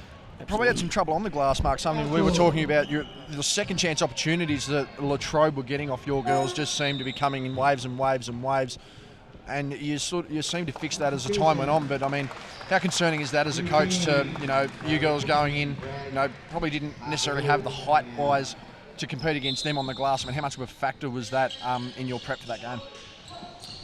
We tried something early that we'd never done, because we knew we had to do some things different, to beat that group, and we defended at times quite differently than maybe what you traditionally defend at nationals. And I thought early on we did a good job of that, and then as time went by and we had some of the younger girls in, and the group overall, we just put ourselves in bad rebounding position. Kept getting pushed into the charge circle. And they're quite a tall team. And just put ourselves in bad rebounding positions, and then you're giving up offensive rebounds, and then we fouled way too much and put them at the free throw line, too much. And there was over 40 fouls in the game. Yeah, I think some were maybe not as aggressive as we would have liked our fouls. They were very, touchy. Yeah, they were very touchy and soft fouls. We had our hands in, whether they were fouls or not, but our hands are in. But you'd rather foul aggressively and force them to... I'd rather not foul. I think fouling is it's the devil. Keeping people off the free throw line. We have a goal and a focus of staying out of the bonus until the last 2 minutes of each quarter. And if we can do that, we feel like we've achieved good stuff. And giving teams free throws it's a goal of our state when we go away to nationals to be the lowest fouling team in the tournament, and we've got to be able to play aggressively and stay in front of the ball, but play with your hips and chest and not your hands, and we didn't get that done today well enough. Do you feel do you feel a lot of these girls here will sort of sense the step they took by defeating a side with a Rayner, a Collins and an O'Neill in it? I think I definitely think that, and the confidence that they will build from that. They've actually been building their confidence through their work rate. Like that that group, along with many other kids within the state, putting in a power of work right now. But obviously, I'm around that group quite regularly, and I know they've done a lot of work. So they're building confidence from their work, not just from the win or who they play against, because to me that's the only way you build confidence is through work, not through someone patting you on the back and saying well done. We can give you encouragement, but confidence is built on work and preparation, and that group of girls have done a great job so far. Just got to continue it, and hopefully they put themselves in position to be in state teams and at nationals over the next 12 months.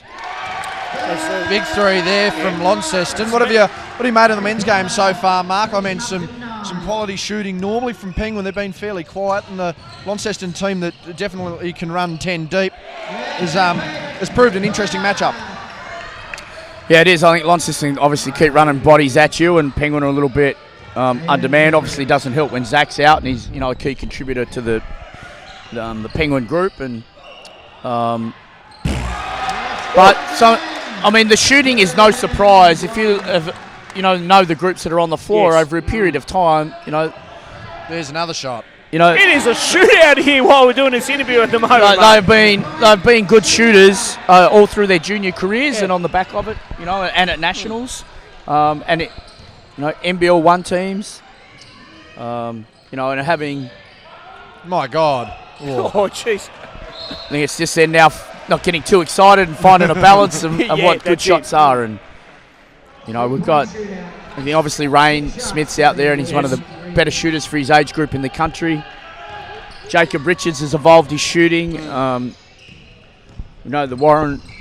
Warren brothers have traditionally been good shooters. They have been over the years, yes. Kai Woodfull himself. And then there's Kai Woodfull, who, he's MVP of the State League and absolutely made a good contribution to the Northwest Thunder when he come back from college. Did, yes. And his college, as it was highlighted last night, he had a tremendous start to his college career. A great opening season there. He's a quality person, first and foremost. Absolutely. Quality player. Yep. You've got to go off and pursue his... it's medicine? Yeah, orthopaedic surgeon yes. is the long-term goal. Good and he'll be outstanding. If I get to a point where he's got to operate on me one day, I'll be quite comfortable. Your choice. There you go. There's your choice of surgeon. That's nice to know, Mum. No, he's an outstanding player. He's had a real impact on Launceston basketball, just as doing some individual workouts with young kids since he's been back and creating a good culture around him. That's good for everybody. I'll just quickly mention three-quarter time scores here. Penguin have brought it back to 8 points, 76-68. Launceston lead it by 8. Mark, we speak about Kai Woodford. Now, you speak about Rain Smith. He's had another good year and keeps progressing and keeps evolving. How far is he away from, maybe something from, say, maybe the COE or an NBA Global Academy, or potentially, maybe some colleges are possibly looking at him down a track? How have you found his improvement over the last couple of years? Because he's just grown immensely, not only as a player on court, but a person off the court as well too. Really lovely kid, and I had a good chat with him last night, and you've done a lot of work with him, I know. Yeah, he's very, very humble young man. I've been around him, the last 6 or 7 years, and sometimes it's tough to get 2 words out of him. Yes. And then there's other times he gets going and you have a good conversation with him. But he's just really committed. A committed young man who is focused on being the best player he can be. And he backs that up with his work. He does. You don't come out and perform on this stage or roll into NBL 1 like you did last year as a young, basically, a young kid, really. Yeah. A young kid, and he played some good minutes for Sam Armstrong off the bench, and has the ability to change games, and then obviously made the Australian under-17 team, went away to Oceania, but I think he's just scratching the surface, because I feel like body-wise he's working to get stronger. He's probably strong in his age group to a point, but I think he can get stronger. still working on his shot and his shot technique. Well, it might look really smooth. There's still some stuff that we're working on there with him. He has great basketball IQ, and his goal sort of in the short term obviously is the Australian junior stuff. But he also wants to go to college and is starting to get some interest recruiting-wise from colleges in the US. And he's a 6'1" shooting guard, so he's going to have to be the best shooter in the country to keep going forward. That's part of it. So far, he's done a good job of that. I was going to say, Mark, stay with us. We'll do a little bit of commentating here in this last quarter, a little bit. Stay with us and give us some special comments. As Rain Smith gets the 2 to go on cue, as we've just spoken about him. Gets the drive to the bucket. Ben Rigby hit a 3 down there to open the scoring here in the last quarter, 79 to 70. JB, you were going to quickly ask something? If you're going to the huddle here in the last quarter, Mark, what would your message have been from a Penguin standpoint? I mean, you're back into the game now. You've got capable shooters. They're warming up. You've got the young bodies to go with it. I mean, what sort of message are you delivering there to try and get your team over the line? I think they're going to get the 3-point line out of play here. From Launceston's standpoint, looks like they've gone to a little sort of bumping zone, but they can't let Launceston just stride up and shoot threes and hope they miss. I think they've got to make them play off the bounce, make them score over Jacob and that in the keyway. And on this end of the floor, they've got to take good shots. Like, they can't just try and shoot themselves back into it with early shots, though. They've got to make sure that they can get some good shots, get some heat on the rim. Right, got it back to 5, so 70, not fouling, just being able. Obviously, they've only got a couple of guys on the bench. So kick out pass. Not fouling and keeping people off the line. And Ben Rigby once again hitting another 3, and he's been very solid off the bench here. Yeah, very solid indeed. He's had a massive contributor here, 14 points off the pine. I suppose from a Launceston standpoint, are you looking to maintain or are you looking to continue? I think they've just got to keep playing the way they're playing. Not really with 8 minutes to go, not the time to start, slowing it down or changing the way you play, but certainly don't want to be turning it over and giving up transition points and at any stage of the game, but definitely now hold an 8-point lead. Richards drives that one, couldn't get that one to go. Ryan with the rebound and then looked like through a elbow there. I thought it was a high elbow and then he reached down for his ribs, Ronnie. I don't know what's going on with that. Not sure. Elliot Warren for 3. That's long, and Eden with the rebound there. Penguin will look to get this down. Beveridge playing through a bit of pain, but he'll be right. So Eden here gets the on ball from Richards. Eden goes solo, and it wasn't a bad option. He drew the foul and will go to the line for 2. I mean, you must take great pleasure, Mark, in looking out and seeing like a state league final here with a lot of these guys that you've been able to coach and develop throughout the years. I mean, what's the sense of achievement personally to see these guys continuing on their basketball journey to this level? I think it's gratifying for the whole state to have, not just the work that I do. I've got great young development coaches in Nick and Brad. We've got very good coaches at club level that do a lot of work on the floor on a weekly basis that develop players. And I had a saying here a few years ago, I said at one of our dinners that it takes a village to raise a kid. So we're all in the development phase. I just happen to be the head coach of the development, which gets noticed obviously a little bit more because you're at the forefront, but everybody's doing a lot of work. There's a lot of stadiums and a lot of kids shooting at 6 a.m. in the morning, right, all around this state, and that it should be pleasing for all of us, and we should continually want to strive to get better and better. And basketball's at the forefront right now in this state, and as a basketball fan and coach, I want to see basketball the sport of choice of Tasmanians by 2023. That's Basketball Tasmania's goal, and I think the state league goes through phases where you go, is it going to keep, goes from strength to strength. I think we all feel that, from year to year. But when you come here on a day like this and we get to play against players from other regions and different styles and different coaches, I think that's really positive of the state league.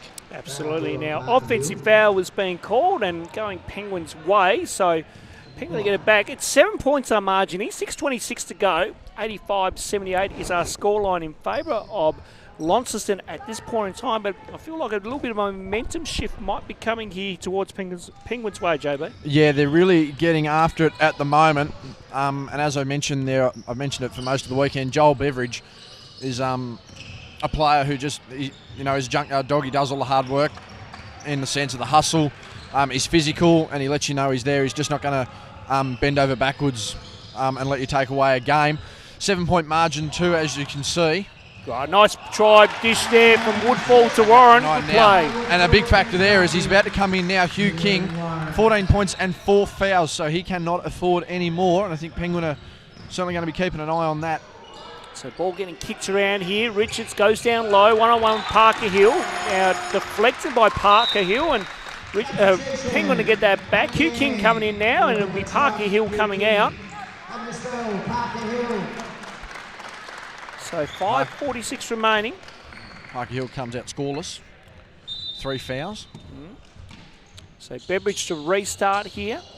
Looking for Smith. Smith pulls up from deep and can't get that one to go. Warren with the rebound, and Sardines will bring it up. And actually, Sardines is another player you've coached as well too, Mark, and he's just been recently accepted into the NBA Global Academy. We'll come to that right now as the three-pointer goes down. Ben Rigby can't believe what he's seen. Going off. It's a 12-point margin with 5.5 to play, but I'll come back to Sardines here, Mark, and there was some news around the week. I think get a chance to interview you now about it, and that would have been one of my questions if we did just the one-on-one interview. We'll talk about Sardines there. He got accepted in, was it the Global Academy? He went to the Institute for a Global Academy camp. Camp. My apologies. So it was an international camp that Sire and another young gentleman from Queensland got invited into that camp, and then the rest of the other athletes were from around the world, and there was 22 male athletes, and then for a few of the sessions, some kids from the Global Academy from the COE in Canberra, they jumped in and out of sessions. Right. So it was more of an international camp, but definitely to be one of only 2 Australians invited into that camp. He's really grown in stature. He's done a lot of work on his body. He's got a great support staff around him here in Launceston. Brad Can does great work with him. Ben Rush is involved with his individual development, and he has someone else that supports him in strength and conditioning. So the areas where Basketball Tasmania can't support him in, obviously, just because of the volume of kids that are there. He's been set up with some other people outside. He's got a sprint coach that he works with as well. So his development is well looked after. He's got a good circle of trust around him, and we're looking forward to seeing him lead the under-16 state team at Nationals in July 2020. Jacob Richards. Sorry, I wish he was under-16. Sorry, under-18 teams in April. Sorry. Jumping the gun there, Mark. Good grief. Marching back to 10 here. 90 plays 80. As Dylan Warren goes for 3 and gets it to go. And it seems that a lot of shots are dropping right now, JB. The shooting has been phenomenal in this game, particularly in the second half. And I mean, we saw Launceston turn it on yesterday. We saw Penguin turn it on yesterday. Jacob Richards goes down. And he's fouled on the play. He'll go to the line. And we're going to see who this one's on. That's his 5th. Yep, so Hugh King out of the game. That could well be the play that they need out, potentially. Potentially. I mean, he's been a well-performed big. I mean, he's arguably been the best big of the weekend so far in the men's competition. So, an entire quarter where the rebound advantage has certainly just evened up a little bit there, Ronnie. Possession is everything. So Richards makes the first. So he's up to 27 for the game now. Yeah, he started off slow, Jacob, and he's worked his way into it. I mean, from a coaching standpoint, Mark, what sort of techniques do you encourage in the athletes, if they're starting off slow, how to get them back into a groove, how to get their shooting form and that? Is it just something you try and get them to play through, or are there just little things that they've, nuances they've been taught to try and push through that barrier? Yeah, I think from within a game, you just got to keep I touched on a little bit earlier about the confidence. Yep. And confidence is usually built on the work that you've done. You know, so if you're taking the right shots in a game and you've done the work, then you know you've got to back yourself and let it go. And Yep. there's going to be nights where you shoot well and others that are not quite as where you would like them. And I mean, all shooters go through that. You don't see Chris Goulding hesitating because, you know, whether he's having a good night or not a good night. He's put the work in. He's put the work in. Absolutely. And he just try and get himself back to a point where he makes sure he's taking the right shots, that he can shoot a good percentage, which for him is most shots. Yeah. And then talk about just staying aggressive and not just settling. You know, it's nice to get to the free throw line and or actually feel good about yourself and create something for somebody else and see somebody else have success with the ball going through the net, and then maybe you can get on the end of one or two later on. Absolutely. Launceston restart here. Woodfall. 4:10 remaining. We're back to 8 is our margin. So Woodfall working this one through. Trying to go through Eden. We've got the block there, Fraser. By the looks, we've got a hand to it. Good block there. Beveridge down the floor now. Key play here right now. So Smith, now Beveridge. He's and travelled. And And the shake of the head from Mark Radford there would suggest that is too frustrating as a coach, Mark. Yeah, Joel should be. He's an experienced player. He can't turn the ball over like that. And I'm sure some of that right now is just fatigue. You know, he's come down. He's trying to play a little bit too quick, and you know, you can see Penguin. I don't know whether there's enough energy in them to peg that 8 points back and still score themselves. And a foul Richard's there. foul's That been looks like it's called. going to be on Richards. Alex Belarus.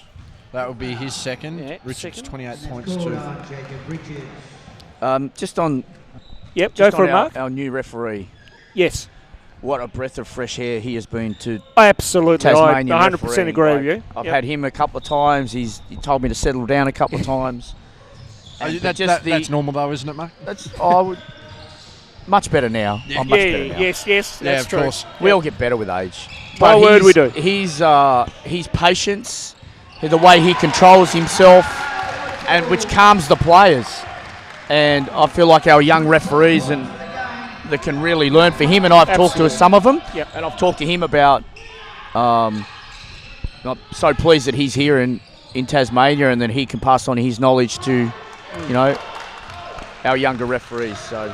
And a big boost as well, having that FIBA ticket, having someone of that elite level wanting to come down and be a part of the Tasmanian program in general is a big boost for the program itself. Yeah, no question. No question. And he brings a level of calmness. Oh. And I just love the way he goes about it. Like, he probably referees more how I think refereeing should be. Yep. And there's just less player engagement. He calls the foul, he goes to the bench, done. Yeah, it's either the right or wrong call. Yeah. We all make mistakes. Yes. We all got to turn it over. Mm-hmm. If coaches are not happy and they have a bit to say, he'll just settle down, coach. Yep. I will look at it. I've got this. Yeah. I've got Yep. this, and you're just like, okay, well, there's just nowhere to go. And And that's the thing though, because he's diffusing that situation. Absolutely is. Yeah. As you said, right or wrong call, you can live with that. yeah, if you ask him to look out for something, he'll do it. But it's not. You don't feel like he's disrespecting you. By either just not talking to you, like he'll give you a short explanation, he moves on, and just like really good for our referees. No, good to have him down here, and the three officials done a good job in today's game. That is for sure. Smith for three, and that one just short iron there. 12 now with 2.5 remaining. Tough ask here for Penguin Very big ask. to reel this one back. They'll need to get a quick couple of stops and convert just to put a bit of scoreboard pressure on. But Launceston should maintain the buffer and bring this one home.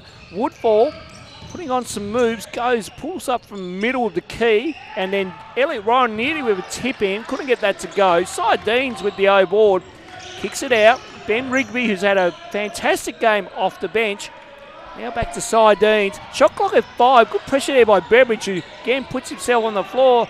Deans there short on the O board, Rigby with an O board. Sardines looking to go again. Now Launceston slow it down. 6 seconds, Kai Woodfall to work with this one from the top. So Woodfall here has to keep going. Oh, Beautiful spin move and gets it to go. Kai Woodfall putting on a show here, the MVP, just showing you why he was awarded that during the week. Smith, now Richards, the drive-by fake. Richards, beautiful pass into Beveridge for the 2. Thought he was going to explode to the rim then, Jacob. Thought he was going to try and go upstairs a bit. Well, he went up and dumped it off. I think He's not quite at that level yet. he saw a couple of big towers in his way. I think that last play by Kai Woodford at the other end, he caught the ball with 5 seconds on the clock, didn't get hurried, and it come out of his hands with 1 second to go, right on the front of the rim. Just After working through 2 screens and a spin move too on that. great composure. So Woodfall on cue now, has the ball for us as he works this shot clock down. It's down to 7, needs to get busy, now gets it off. That is deep. Warren for 3, it's long. Excuse me, folks. Woodfall with the O board. Just near on a minute remaining now. So shot clock again, back down to 6. Woodfall taking his time, beautiful drive, good patience, and gets the foul. He'll go to the line for 1. Now that'll be on Fraser Eaton. And that is about all she wrote. Ronnie, 87 to 101, looking to be 102 here. 15 points in a minute. That's not going to happen. And doesn't get the roll on that one. Can't get that I one. think what we're seeing here, Ronnie, is 8 to 9 to 10 years worth of hard work. And I mean, I wasn't around when it started for Kai. In I think under 16s, he really started to make his move. And yes, I the amount of extra work that he has put in, that floor out there has his footprints all over it, and it was a lot of it was done at 6 a.m. in the morning. Absolutely. And he's a credit to himself and his family, and going away to college 4 years, and he come back, and that's the product at the end of it. And to quickly think about it too, I can remember coaching against him in the 2010 state championships when he played for the under-16 Division 2 side for Launceston. So that's how far he's come from a Division 2 side back in 2010 to where he is now. This shows that, as you say, that effort and working hard in those early mornings just pays off big time. It's hushed silence across the crowd. Yeah, now. there is. That's quite odd. Considering they're up by 11. Yes, the crowd want to make some noise. Just before we jump off here, just want to thank you two guys for the work that you've done through State League, the work you've done over this weekend, and your contribution to Tasmanian basketball. Outstanding. Creates a great atmosphere for everybody, professional, and just fun to be around. So thank you. I appreciate that, Mark. I do appreciate that, Mark. Thank you very much. And we thank Mark for joining us here in the last quarter and a bit. Thanks, as he signs off. Cheers, and mate. thank you. And full time here sees Launceston take out their first State League title, winning this one by 11. 101 to 90 is our final scoreline here. And JB, just some. Yes, Mark gives me a tap on the back. If you can give me some give me some thoughts. And you wrap this one up. I'm going to go down and do the presentations here. Well, I'll trade you. I'll take the headset off you then. then. Want a headset? All right, here you go. JB's on the cans to wrap this one up. 101 to 90. Launceston are your 2019 State League champions in what has been as we get Ronald's attention there next to the camera. I don't know whether what was going on there. No, it doesn't matter. It was just Mark saying goodbye. But again, 101 to 90. Launceston, your 2019 Basketball Tasmania State League champions, defeating Penguin in what was a very gallant effort on behalf of the Blues. They were very well undermanned on this weekend. I mean, they went in yesterday to a game that they probably had no right to win, and they dominated that. Didn't miss a shot, essentially, to get them there. They looked like they were going to come home strong there in the last, just couldn't get enough done. Meanwhile, Launceston, as I mentioned, they've got a bunch of guys in there that are very talented. Kai Woodfall, a very talented player, obviously, but the big exception there is that they've got a lot of players who are good at everything. So the Lightning take the win there, and you can hear them going off in the background. They're pretty happy with that. Kai Woodfall leading the way, 28 points for the Launceston side. Meanwhile, Jacob Richards leading the way with 28, and that would be Fraser Eaton with 28 as well. We're going to zoom down to Launceston, Ronnie, and he's going to do the presentations here of the shields and the plaques.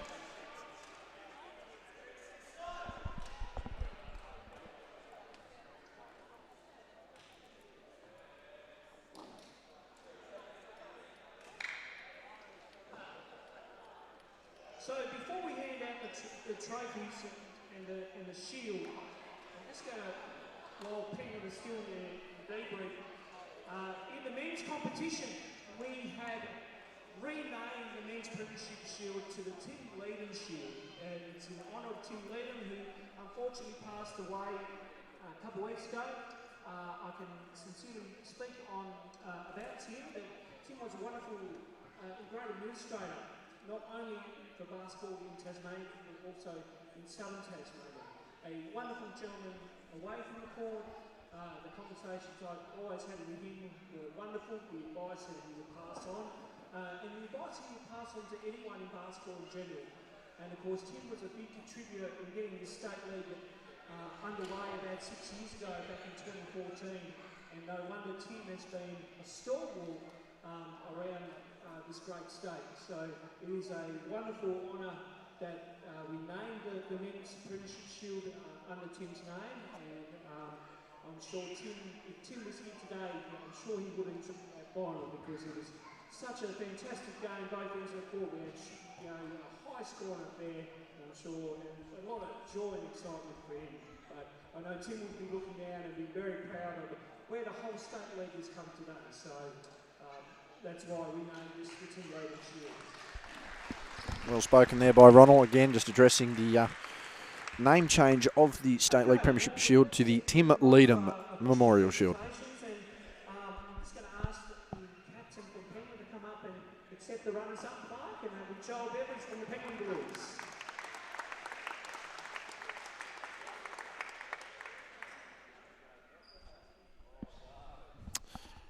Thanks for sticking around and watching the game.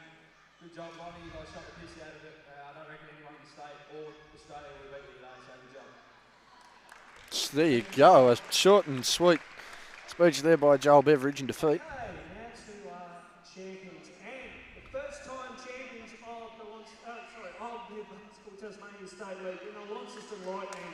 So I have the captain come up, accept the plaque, and of course accept the Tim Leedham Shield as well too. And it's going to be Elliot Warren coming up and accepting the shield. It's Elliot Warren there. Great game. I think we went through a patch where we probably had 10 ends in a row, just splashing threes one after the other. It's demoralising. It's demoralising for us because we get a little break and we go bang bang and bring it back. To our boys, great job. We did it. We got it done. We stuck to our stuff and we got it done. Great job. Alright, so to make it official, I'm going to hand over the plaque and the shield. Well, we did at one point. And That there. our champions for the 2019 Basketball Tasmania State League, the Launceston Lightning. The Launceston Lightning are officially crowned champions of the 2019 State League. Official presentations here for today, folks. Thank you for coming out. Thank you to our volunteers, our score table, everyone that's helped the big, massive gala weekend, the big success. I hope you have enjoyed the weekend. Safe journey home, ladies and gentlemen, and we'll see you next year. So finishing up now, that is the end of our broadcast today of the 2019 Basketball Tasmanian State League Grand Final day. Your victors on the day were the high performance team of BTAS, defeating Latrobe by 3 points, and it was the Launceston Lightning winning 101-90 in the men's grand final. On behalf of Ronald Riggs and Aidan Bosworth, I'm Justin Bryan, and that will conclude our coverage for the 2019 season.